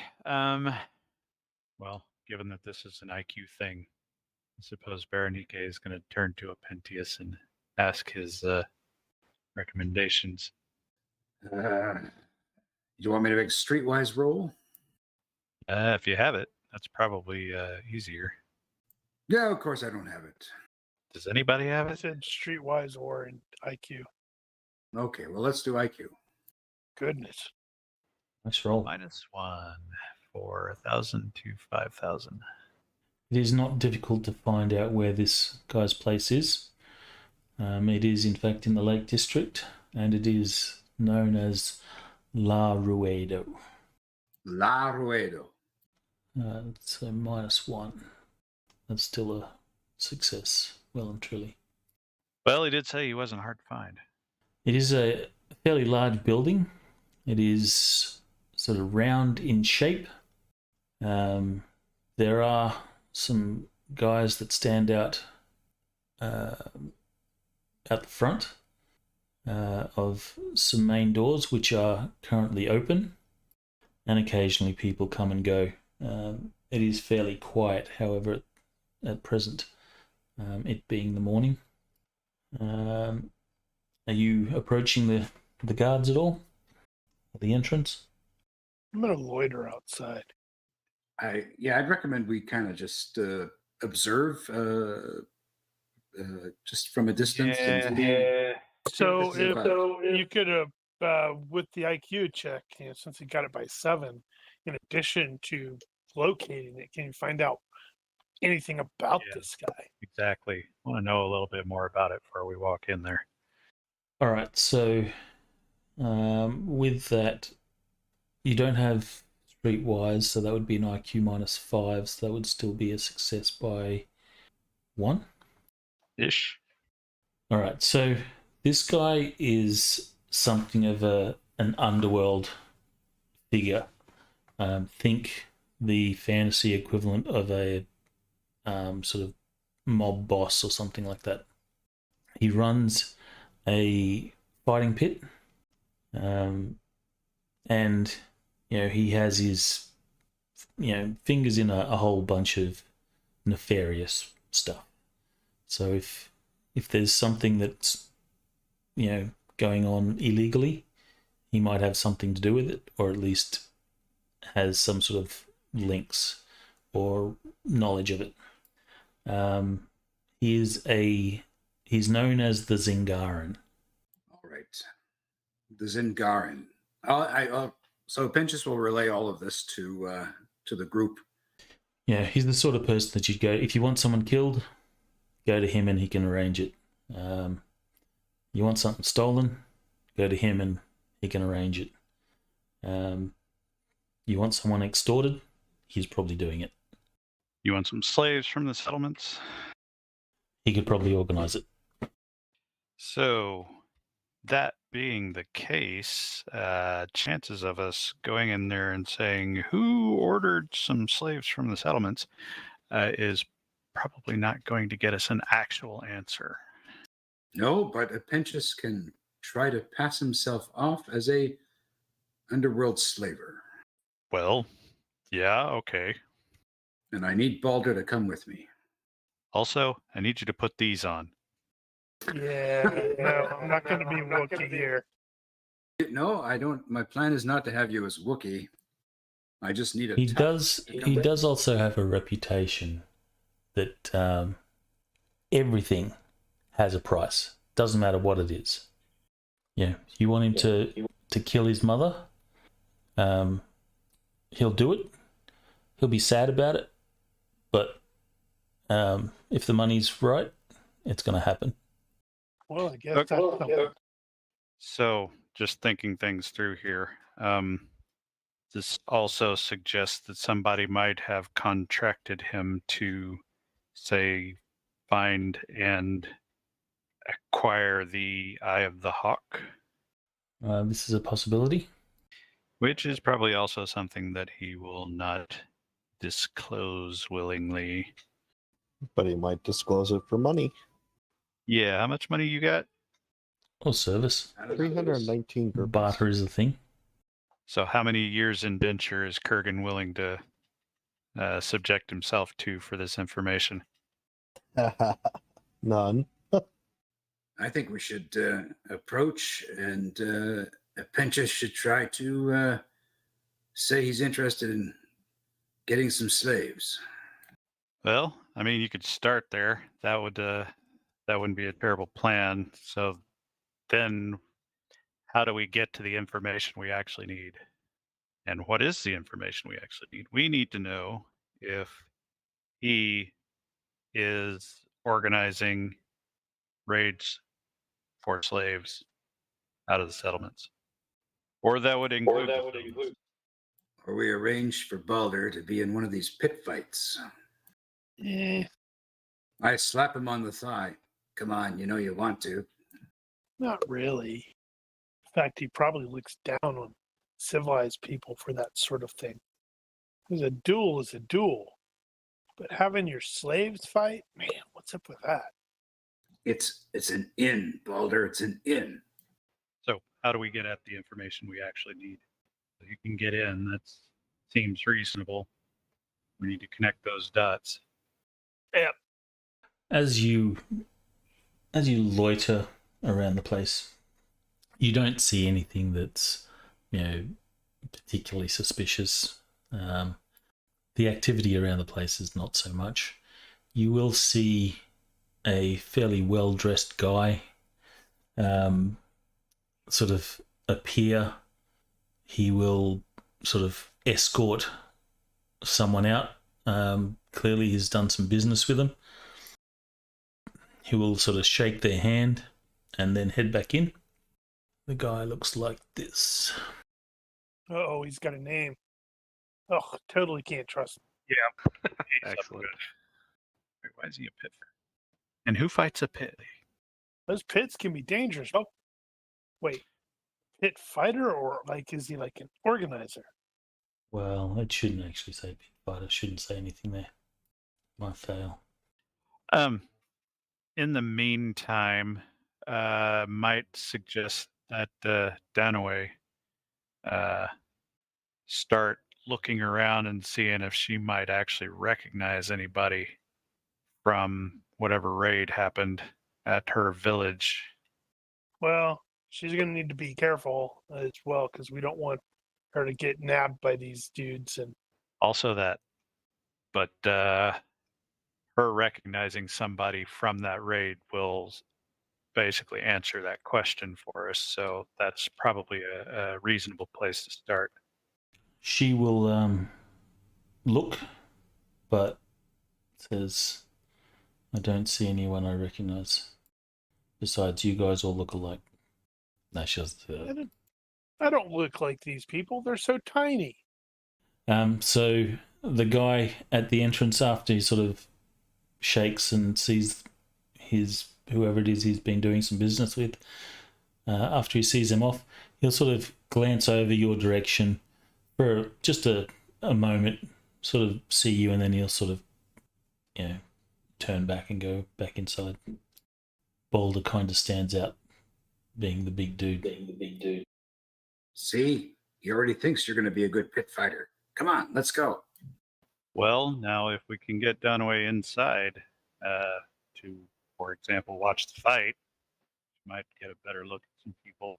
Maybe she cut somebody's nose off in the village raid, and he'll be around here with no nose. Right. So Balder's not enthusiastic about the notion of a pit fight, but he will accompany as like bodyguard or whatnot.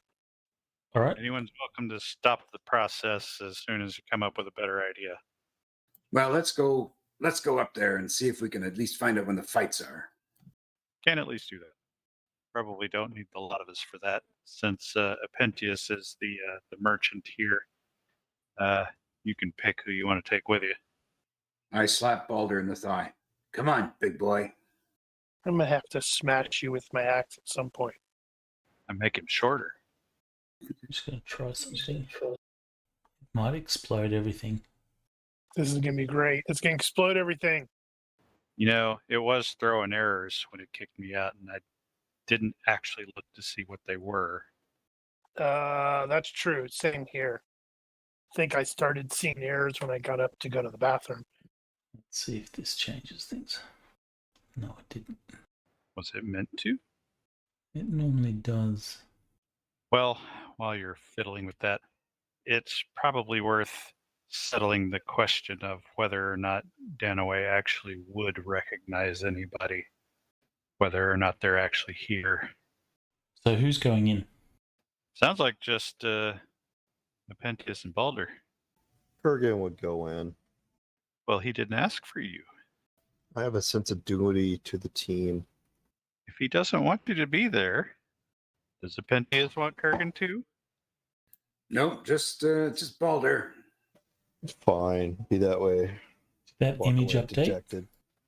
should no longer say pit fighter. No, it did not. Is that what you were trying? Yeah. No, still says pit fighter. Yeah. Which means it's probably cached locally. Oh, you know what? Just occurred to me, my token flipped. Probably because I closed and came back in. I would say that would probably update this image as well when you come back in next time. I guess Rigel is testing that.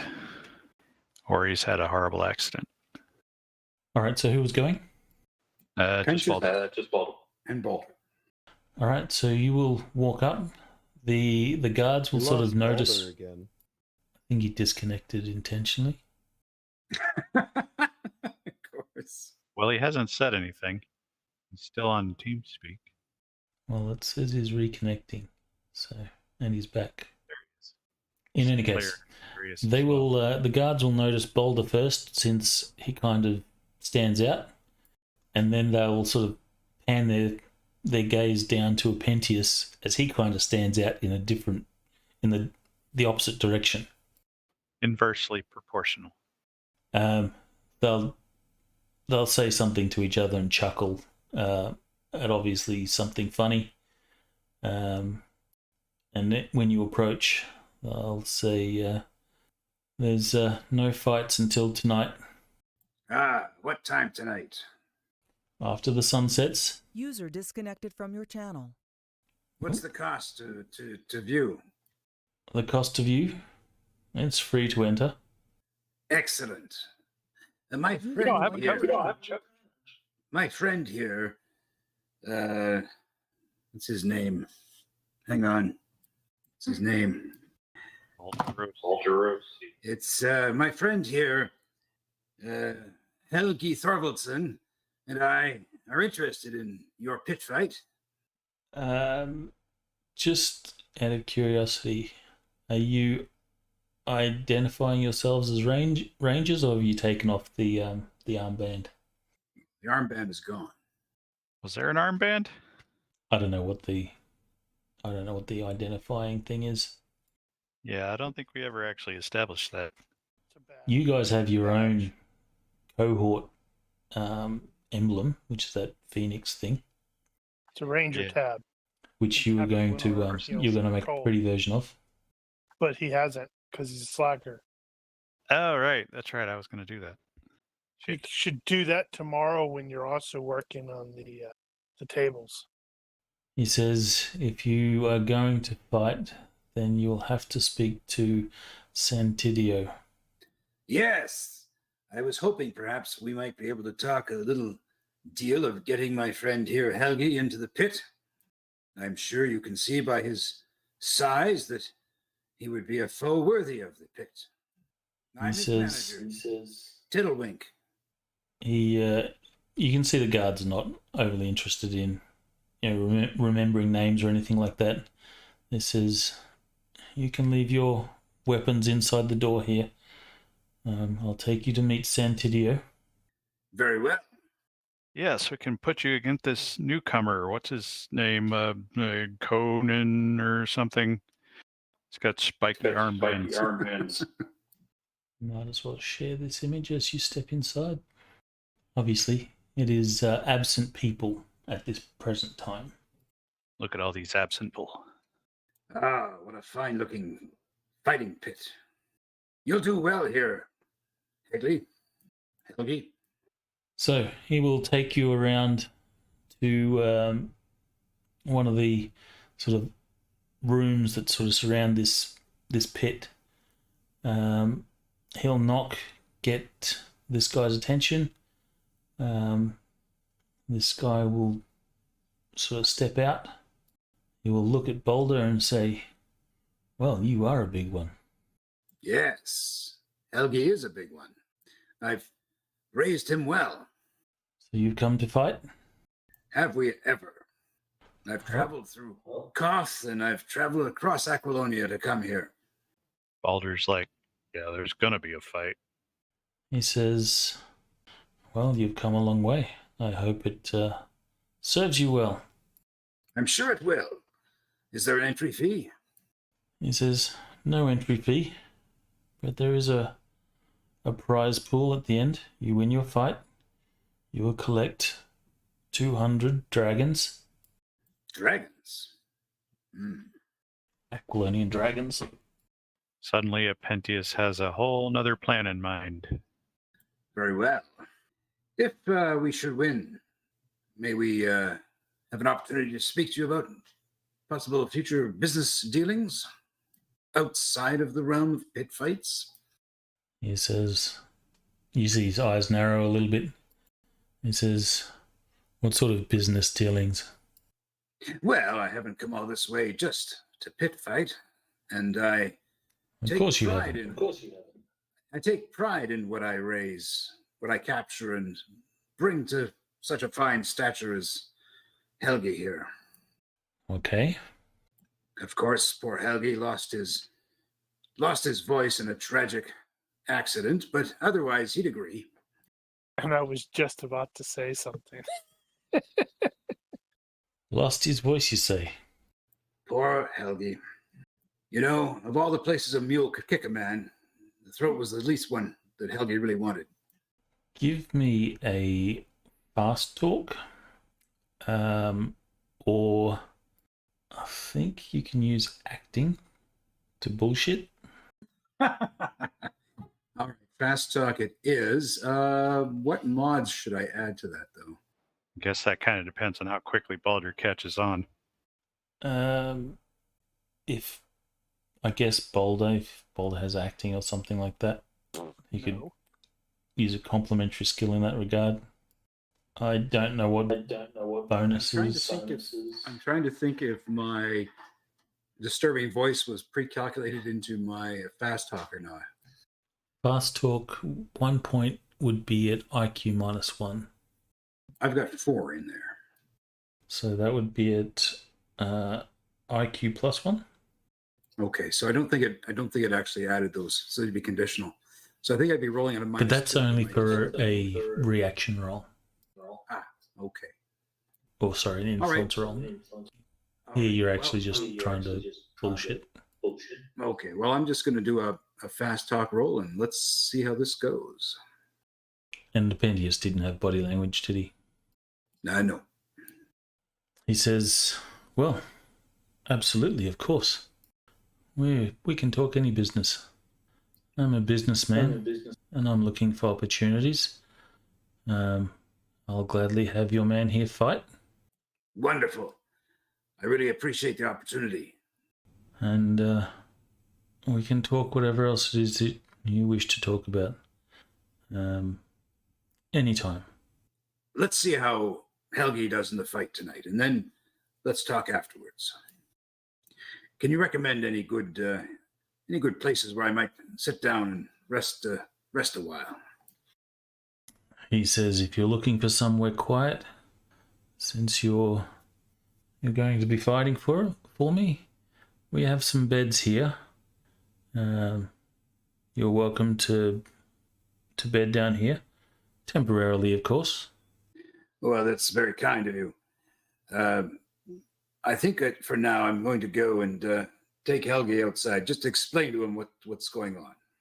More brawn than brain. He shrugs and sort of nods. Otherwise, there are some inns, and he'll recommend some names. Very well, thank you.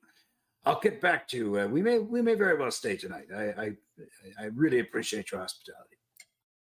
All right, so you will depart as you sort of are escorted back out again. You collect your weapons.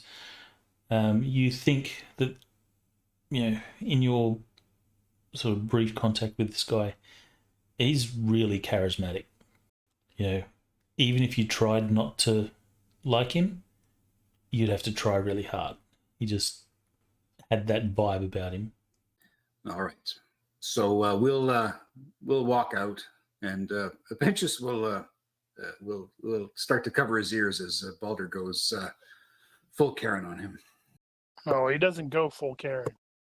I'm just going to take you into the pit with me. Use you as the shield. He needs a strap on his back for that, or would it maybe a buckler handle? So I'll walk back to the group and say, it's all arranged.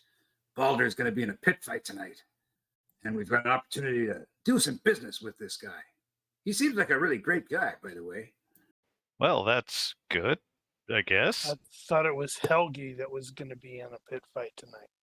Yeah, Helgi. Baldur, Helgi. The same difference. Anyway, you're in. Berenike will smile at Balder and say, "May your opponent be small and clumsy." He towers over everybody around here, and there's no possibility that somebody could be bigger than Balder in there. All right, so is there anything else that you wish to do prior to the evening? And you know what the prize is? It's paid in dragons. Really? Actual dragons? The ones that fly? Anyway, I think we're going to turn some good coin tonight.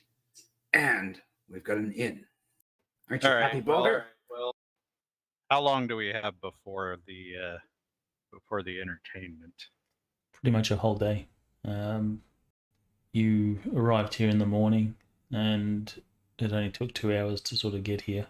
You maybe spent half an hour trying to track down the Wainwright. So, yeah, you've got more than half a day. Well, we probably, since we're going in as, I don't know, friendlies here, probably shouldn't be lurking about all day. So, I would like to check out the Temple of Mitra. well, I suppose everybody's at liberty. We'll show back up here at time, at sundown, I guess. Well, that's apparently when the fights start. See, I was And- hoping to see dwarf wrestling. Funny too. That needs to happen. GM needs to arrange that. So you're heading to the temple? Yeah, Cargo will head to the temple. Anybody else want to come? Materius? Sure, why not? No, Materius wants to go off and murder some people in secret. Well, that Well, was that going to too. be my side activity. We could do that at the temple. Exactly. That there's one in every is port. true. That's the saying, right? We might get if they can't heal us, we might get upset and just go berserk, Why can't you heal me? Aren't you priests? Or they point at you and go, heretic, and you get, burned to stake, which I must admit would be a twist because I don't think I've ever seen that in a game. And it'd be smell of burnt hair. Is 'Cause you're there getting fairly- anything else? Hairy. Oh, right. Is there anything else that Scandaga is known for? Other than being a city and probably the best place in the area to find what you're looking for. In the hive of scum and villainy. Wretched hive of Scandaga. It's no particularly wretched than anywhere else. It's civilization, so it's wretched hive. I guess you're welcome to. I think I had a bit of a blurb in there forum that gave you some hint of what Scandaga is all about. You did? I believe so. Let me just check. If you did, it was a long time ago. It was a long time ago. Yes, I'll just copy and paste. Hang on. Wow, that's unusual. Eh? I just cut and paste and I didn't have to reformat it. I wonder if that's a new thing they've changed. It hasn't worked for me, but you pasted it out of the forum? Yeah. Yeah, that may be the reason why. Maybe the pasting it out of the GURPS PDF may have a different formatting on it. So, with regards to buying stuff, what is is there like a markup or anything? Nope, you'll be able to find stuff at cost, normal cost prices. Which reminds me, I need to look at something. So if you need to do upgrades and Probably low-tech. stuff, this is probably a good place to do it. If you need to buy stuff, this is a place to do it. I did not actually consider buying stuff. Yeah, I'm looking at potentially increasing the torso armor to mail, because right now it's just leather. Yeah, but mail's pretty expensive. A male shirt is 150 GURPS, and I have 263. I guess Ooh, I'm I could get a hauberk, a hauberks. 230. Really? Eh? It's probably out of the basic, likely out of the basic. But I was trying to see about size mod, what that does to armor. I think it's 10%. Wow, I didn't realize that the basic prices for mail is so different. Well, low tech is a lot more granular. True. Well, I guess if a shirt is abdomen and torso, well, no, that's still It's going to just torso. be $625. Torso is $500 for light mail, Jeez, out of that low-tech. is a significant difference. Which doesn't Is surprise that me. Probably is that for the full body or is that for just the torso? that's just torso. Wow, that is a serious difference. Yeah, because I'm pretty sure Reynolds suit, Reynolds had a hauberk and it was like $1 or $2 grand. I think you can get cheap as well. Well, Yeah. I'm probably not going to get anything now simply because it doesn't make sense that they would have something that large. No, they might. They got pit fights here. Yeah, but gigantism. Yeah.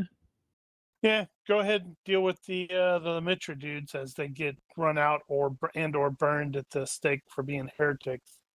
All right, so you head to the temple. It is identifiably a temple of Mitra. There are statues of the god. He kind of resembles the classic depiction of Zeus. I much prefer. Probably absent the Ishtar, lightning yes. bolt. Anybody else come with us to the Temple of Mitra, except, or is it just me and Darius? I have no reason to go to your heretic temple. The temple. I'm not going. The temple doors are open. There are people coming and going.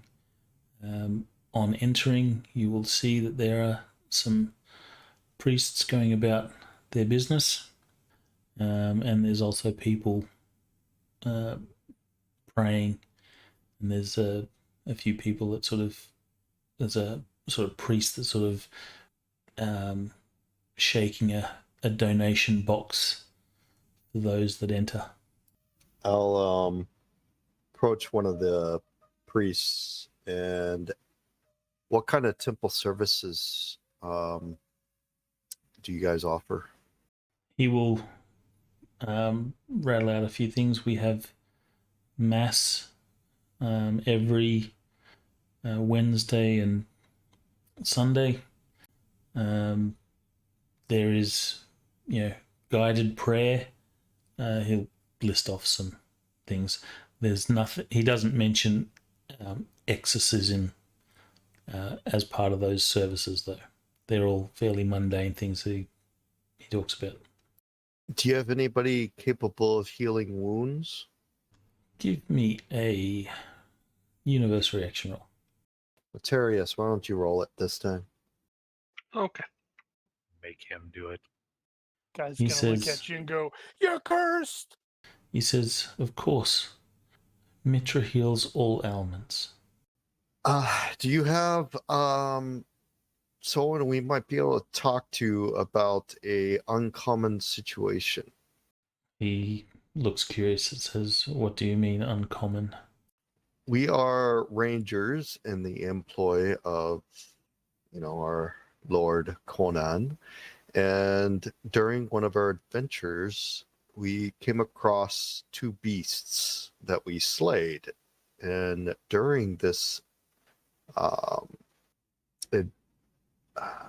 encounter, some kind of wisp of smoke entered us and did not leave. At the mention of that, you can see the priest that you're talking to looks out a an little action bit picture. alarmed and takes a couple of steps back. He says, are you possessed? I don't know. That's why I'm here. I'm seeking the assistance of Mitra. You said you are capable of healing. He looks unsure of exactly what to do. Then he says, wait outside. I will get the high priest. We will wait. He sort of hurries off, looks back at you once before sort of disappearing. A little while later, he will emerge again with a guy who's obviously wearing the robes of a high priest, and he comes up to you and says, "Which god do you follow?" Mitra. He says, "Mitra loves all his followers. How can we help you?" I will relay the encounter and what happened, and if need be, even explain maybe some of the changes I've been feeling. He says, "I'm not familiar with what you talk about, but we can exorcise these spirits from your soul and return you back to the light of Mitra." That would be wonderful. Please. That would be amazing. For 2,000 dragons. He says, "What night are we?" And sign this waiver first. So we traveled to, day Thursday. Oh. So you got their infection point on the map, on the calendar, don't you? So it's currently Thursday. He says, "Our next Mass is on Sunday. Return then, and the congregation will join us in prayer as we exorcise these spirits from your souls." I have to ask, is there any way that this can be expedited? I don't, Only 3 days. well, I don't know what may happen between now and then. He says, "Of course, we can try an exorcism with just myself and the acolytes. But if the congregation is here, Mitra's power will be stronger."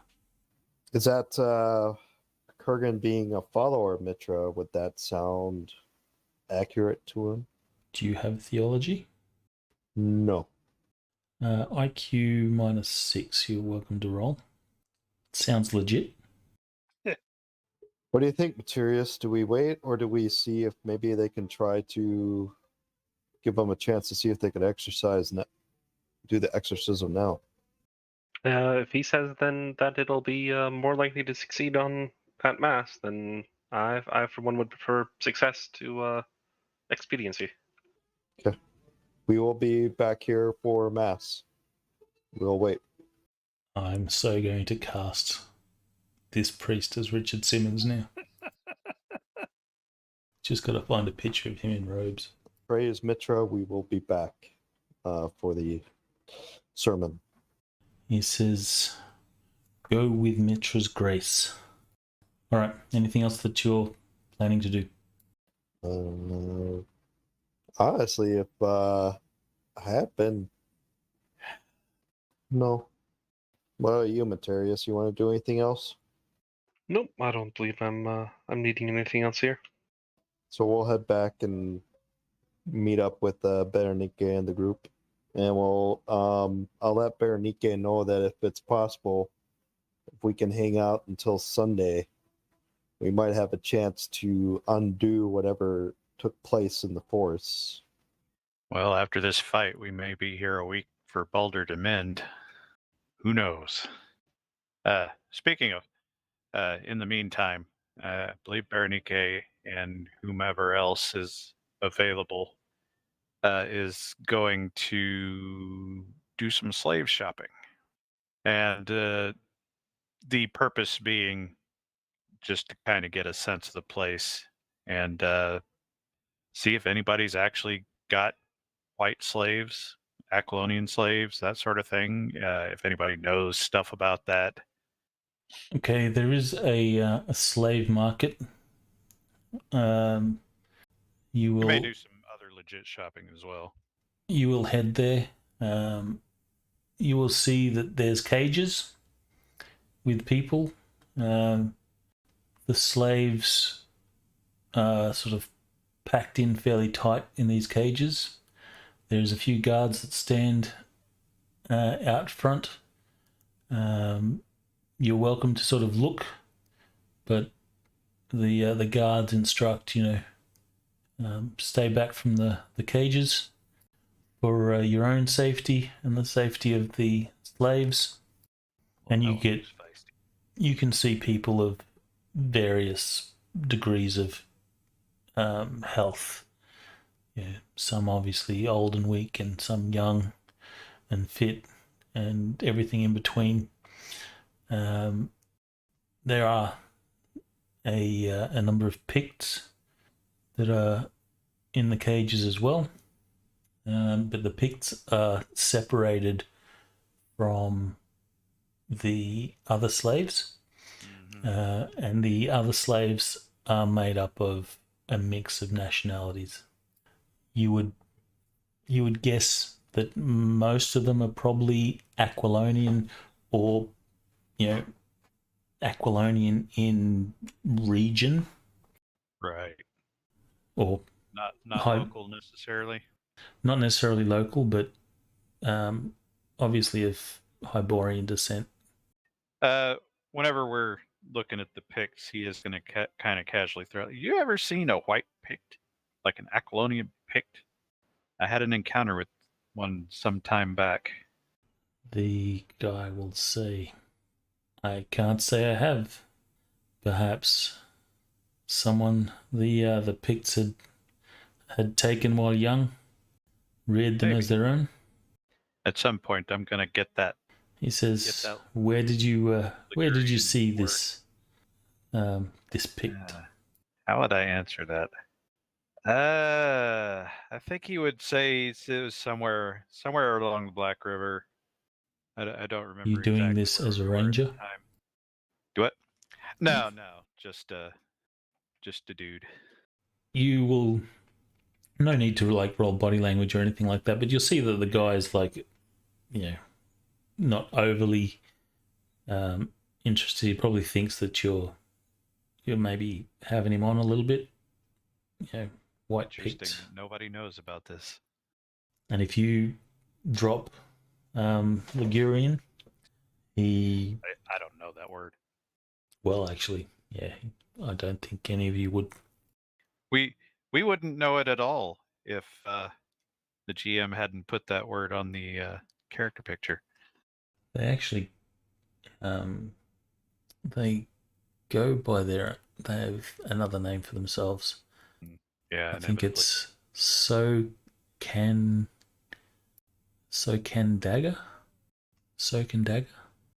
I remember reading it and going, sounds a lot like Cloak and Dagger. Yeah, but it's Scandaga. Probably doesn't sound like that. Yeah. Anyway, that was just a kind of a casual throw it in there thing, and he may do that at other opportunities. See if somebody else has ever even heard of that sort of thing.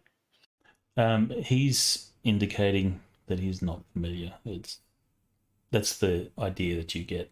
You're certainly not seeing any white Picts in the cages, but yeah, he's kind of saying it's probably just someone that they captured while young and have reared them as their own. They'll say, poor person who would have to grow up with the Picts. Yeah, they're weird. I think another thing he's going to casually throw in there is making note of the fact that these the slaves look mostly non-local, and mention the idea of what would happen if somebody came in with a load of locals. Would you sell them, or would they be shipped off somewhere else? It would depend on the circumstances. If they're brought in with an official letter from the magistrate claiming that these locals are to be slaved, then we would take them. I didn't think about that. He goes on to sort of defend his position. We only do legal trade here. Yeah, just you saying that makes me wonder how much of the legal situation we would actually be aware of being rangers. I wonder if we should have law. I may have to add that. Well, you're scouts more than law Yeah, enforcement, but you're welcome to get law if you wish. I wonder if that would just be area knowledge, really. I have to think about that. He will go on to say that indentured persons aren't kept here in the cages. All right. Well, yeah, he's just he's learning the situation, so he's learned some things. All right, so do we fast forward till the evening? Seems reasonable. Meanwhile, I have to think of some things that I would buy. All right, when you turn up to the La Ruedo, it is distinctly different than before. The sound of a crowd inside emanates. There are guards outside, and you have people filing in to this place. Why is there a hex map? It's not a hex map. You're seeing things. Imagine why. We're all fighting? What? Oh, come now. You knew this was coming. We're all going to end Surprise. up in the pit, including Pentius. I will just put Boulder there for now, For no particular reason. That was interesting. and I will turn on the upper level How does that work? layers. So you're just hiding and showing layers. Yeah. Is there a way I can get Vincent to allow me to have Kudo with me? You'll have to convince the guard. Bribes will certainly work in your favor. He's an emotional support direwolf. How much would you say is going to be an appropriate bribe? What's a month's pay for a guard? 600, isn't it? That's too much. At this point, they're saying the dog can't come in. Think of maybe 20 GURPS. All right, that'll give you a +1 to whatever roll that you want to use to. You've got either a reaction roll, or you can roll for a good reaction. But you're going to, if you roll any roll, it's going to be at -5 because. Would we be able to use? Can I use my reputation with the You don't guard want to do that. or rangers? If you want to identify as a ranger, then sure. So that might give me a +1 with that. That would give you So a +1. Yeah. So +2 if I bribe 20 GURPS. And you're -5 on your diplomacy or your reaction, whichever. -5 on diplomacy. The percentage there that I pasted in is the percentage of monthly pay. Oh, so it's +1 and then +2, right? All right, so +2. So $20 would be less than 5%, so only +1. So with modifiers, that's a succeed by 0. So they will let you take the dog in. It must be leashed, and if it causes any problems, you're going to be responsible. I will have a leash. I'll put a rope around him and have him next to me. No, he was talking to the dog. I figured as much. Keep your human in check. Woof.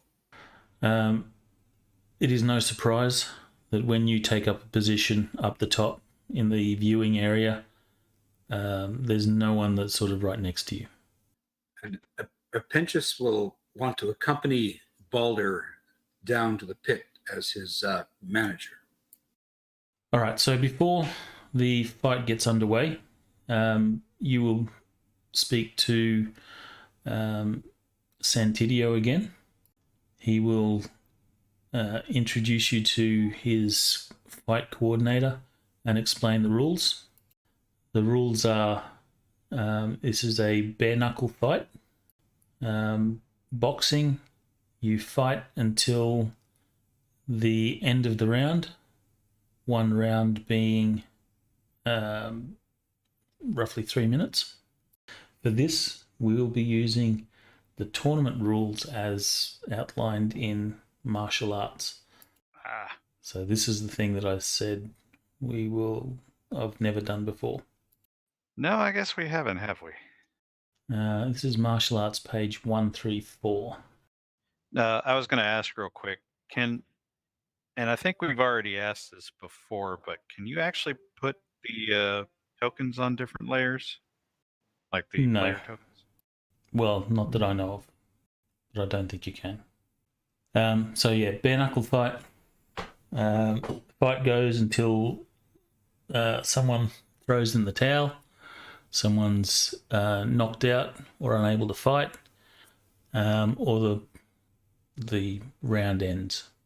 And you will see that there's a big, basically, hourglass that there's a guy that will flip. So you'll see this in like fights leading up to Boulder's fight. There's an hourglass that's flipped, and once the sand runs out, the fight is ended, and a winner is declared.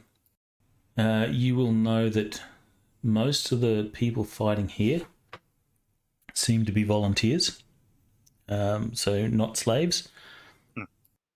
But there are certainly some slave fights where the fight is determined by how long the slaves last against the proper fighters, and it's mostly done for mid-fight entertainment. It's not considered the serious part of the fighting. It's like the clown show between acts. Boulder and Apentius, you are given a choice of fighter, and these 3 people are brought before you. This guy, this guy, God, no. and this guy.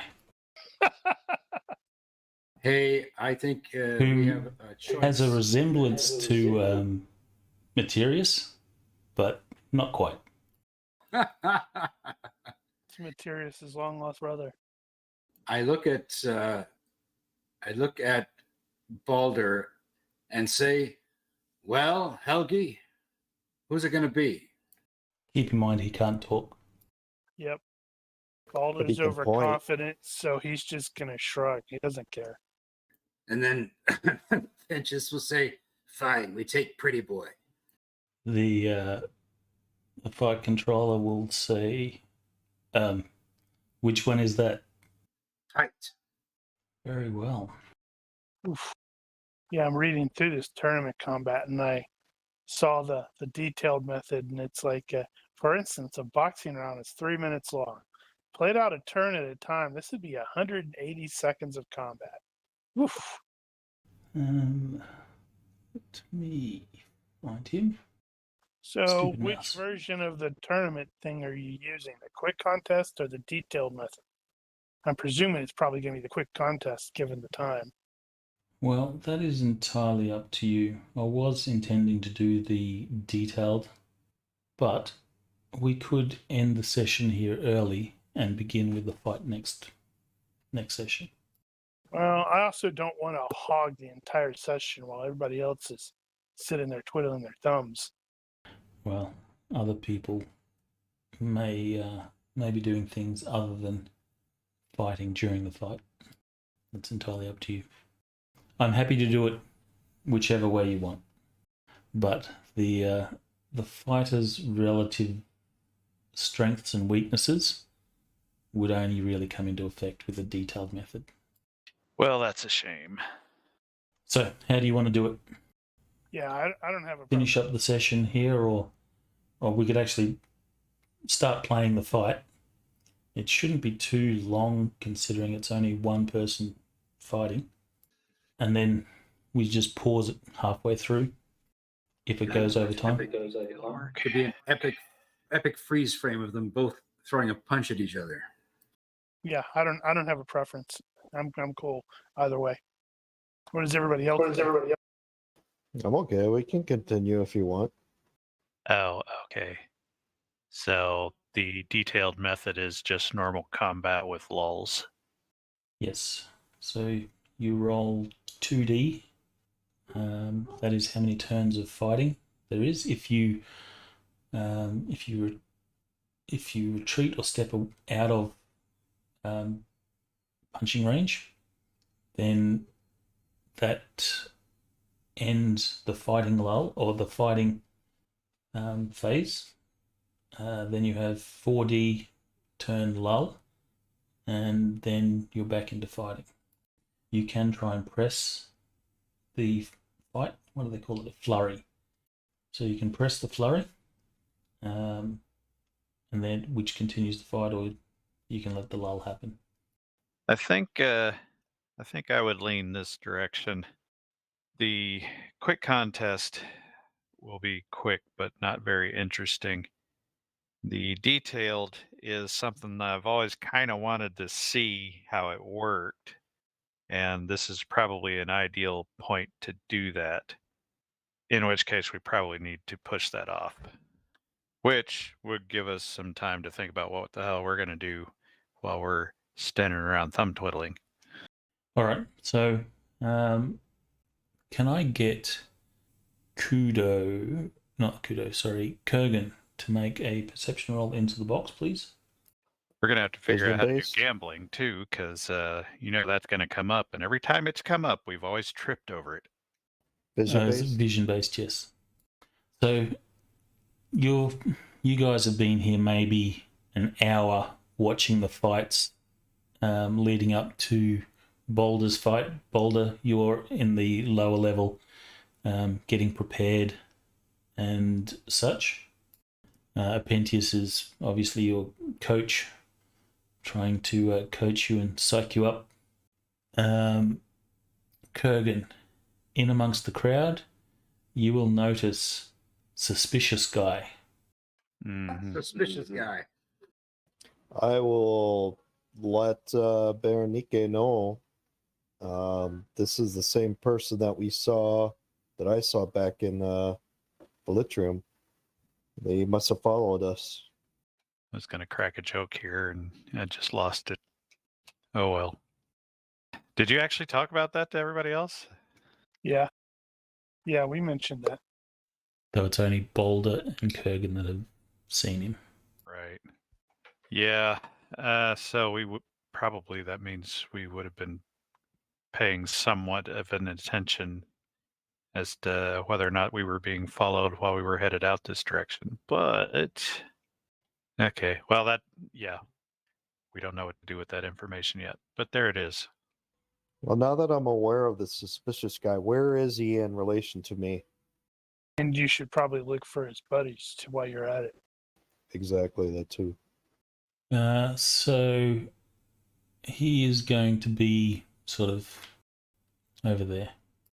But he's not at the edge of the railing. He's sort of back. So there's a couple of lines of people in front of him. Is he eyeing him suspiciously again? Give me another perception roll. This is vision-based. No need to do it in the box. Perception or observation? I think it was perception to notice if you were being observed. So I did notice him, right? So now it's to see if okay. You will notice that every now and then he will glance over to you or to look in your direction. I'll comment this to Berenike. Right. Well, maybe we have a thing to do while the fight's on. We can get in our own fight. Yeah, you say that. This dude's gonna like crit me in the first round. I'm gonna drop. Wouldn't that be funny, though? Not really. Statistically speaking, you're going to crit and knock out Pite first punch. Uh-huh. You do that to Bruce Lee or half Thor. Any one of them. We know how this works. Yay. So, with these fights going on, is anyone betting on the fights? I think it's safe to say there will be betting. Well, let's say the fight's leading up to the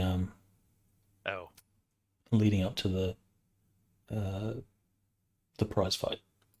No, I think I'll stick with Baldur on that one. Because if you do, you are welcome to make a gambling roll. A success will be 10% times.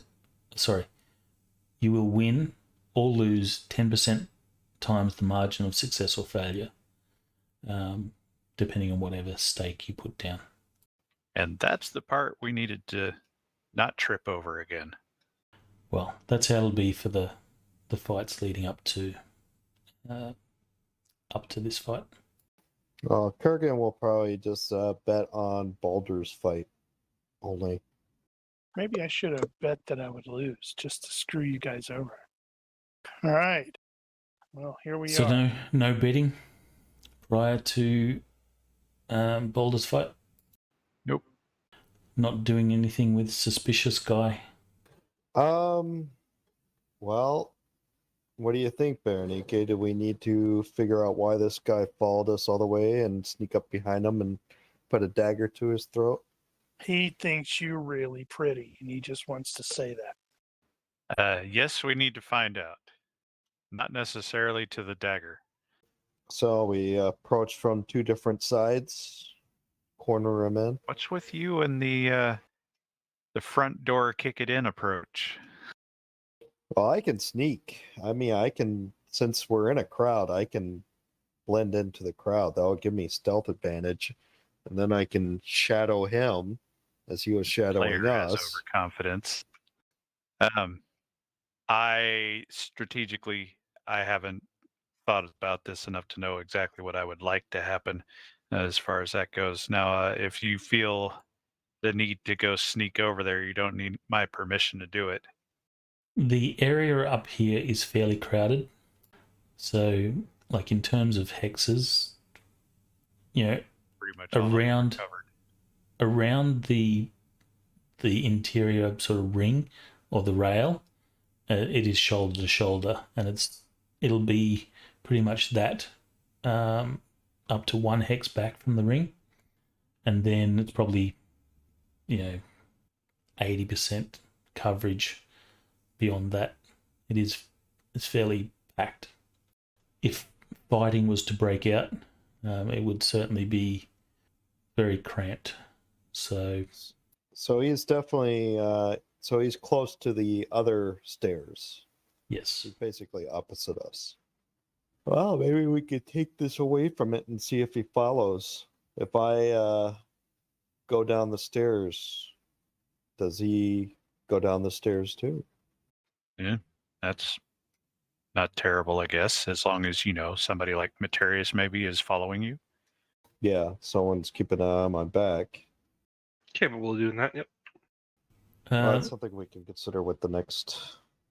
All right, Probably a well, good start. you will head down the stairs and you will see not necessarily suspicious guy, but at least one of the guys that were at the table with him sort of moves over to the sort of external rail and will sort of watch where you go. So in other words, they're definitely his friends are with us and they're surrounding us. Okay, and keeping they're not necessarily surrounding, but they're keeping an eye. Keeping an eye. It's just you. They're just after you, Kurgan. Mm-hmm. Ah, the mystery. I'll point So that out to me. We killed I'll everybody. make sure at that Materius is cart. aware of them. We need to lay an ambush for these people. Get some answers. All right. Unless there's something else that you want to do, I think we'll leave it there. Nope. I think that's it for me. Yay. Awesome. And I get to do all the fighting because everybody's a bunch of slackers. Well, we'll do all the other stuff. Well, other people would have been welcome to fight if they wanted to. There is 2 other fighters you can choose from. That's right. We could Materius start should our own fight fight. one, and Berenike should fight the other. No, I retract that. Apintius should fight the really big dude. All And right, Kudo but can fight Bruce Lee. if Berenike's fighting, he's doing it Corinthian style, naked and oiled. That definitely causes some people to go, wait, what? I was actually contemplating adding McMurdo in this fight, but I couldn't get a decent picture of him. But, Yeah, I couldn't find a better one either. So I thought that would be amusing. Cool. And as we get ready to fight, and I'm kind of getting Balder ready to go. Apintius is just going to be making hand motions as he's talking to Balder, just making various hand motions, just gesturing to say, "You got this, you got this," and kind of doing these motions. Hope nobody sees that. No, I want people to see. I want people to see that. What, you want people to see that you're casting a spell? No, I want them to see me gesturing with my hands in the middle of the screams and the hollering. In other words, he's using sign language to communicate to whatever the guy's name is. No, he's signaling Kudo to execute Order 66. Kudo and I, we had quite the bond a couple of weeks ago. That is true. Really need to get this mouse fixed. It's so annoying. Yeah, I'm gonna actually have a new keyboard, new mouse the next time we play, because the one that I have now is starting to, even though I've swapped out the batteries, it's being dumb on some of my keys, and I'm like, oh, okay. Yeah, mouses aren't things you fix. No, it's the keyboard for me that's being dumb. So If it's just the micro switch, they're easy to fix. no. It's actual keys. Like I think it's the A and the T and the L, and they're just being really irritating. Fair enough. All right. Well, 2 points, everyone. 8 points. If there's nothing else, then if you are watching this and you have any questions, corrections, suggestions, or general hecklings, feel free to leave a comment here or find us on Discord. Thank you for watching. Olympus out. See ya. Bye. Bye-bye.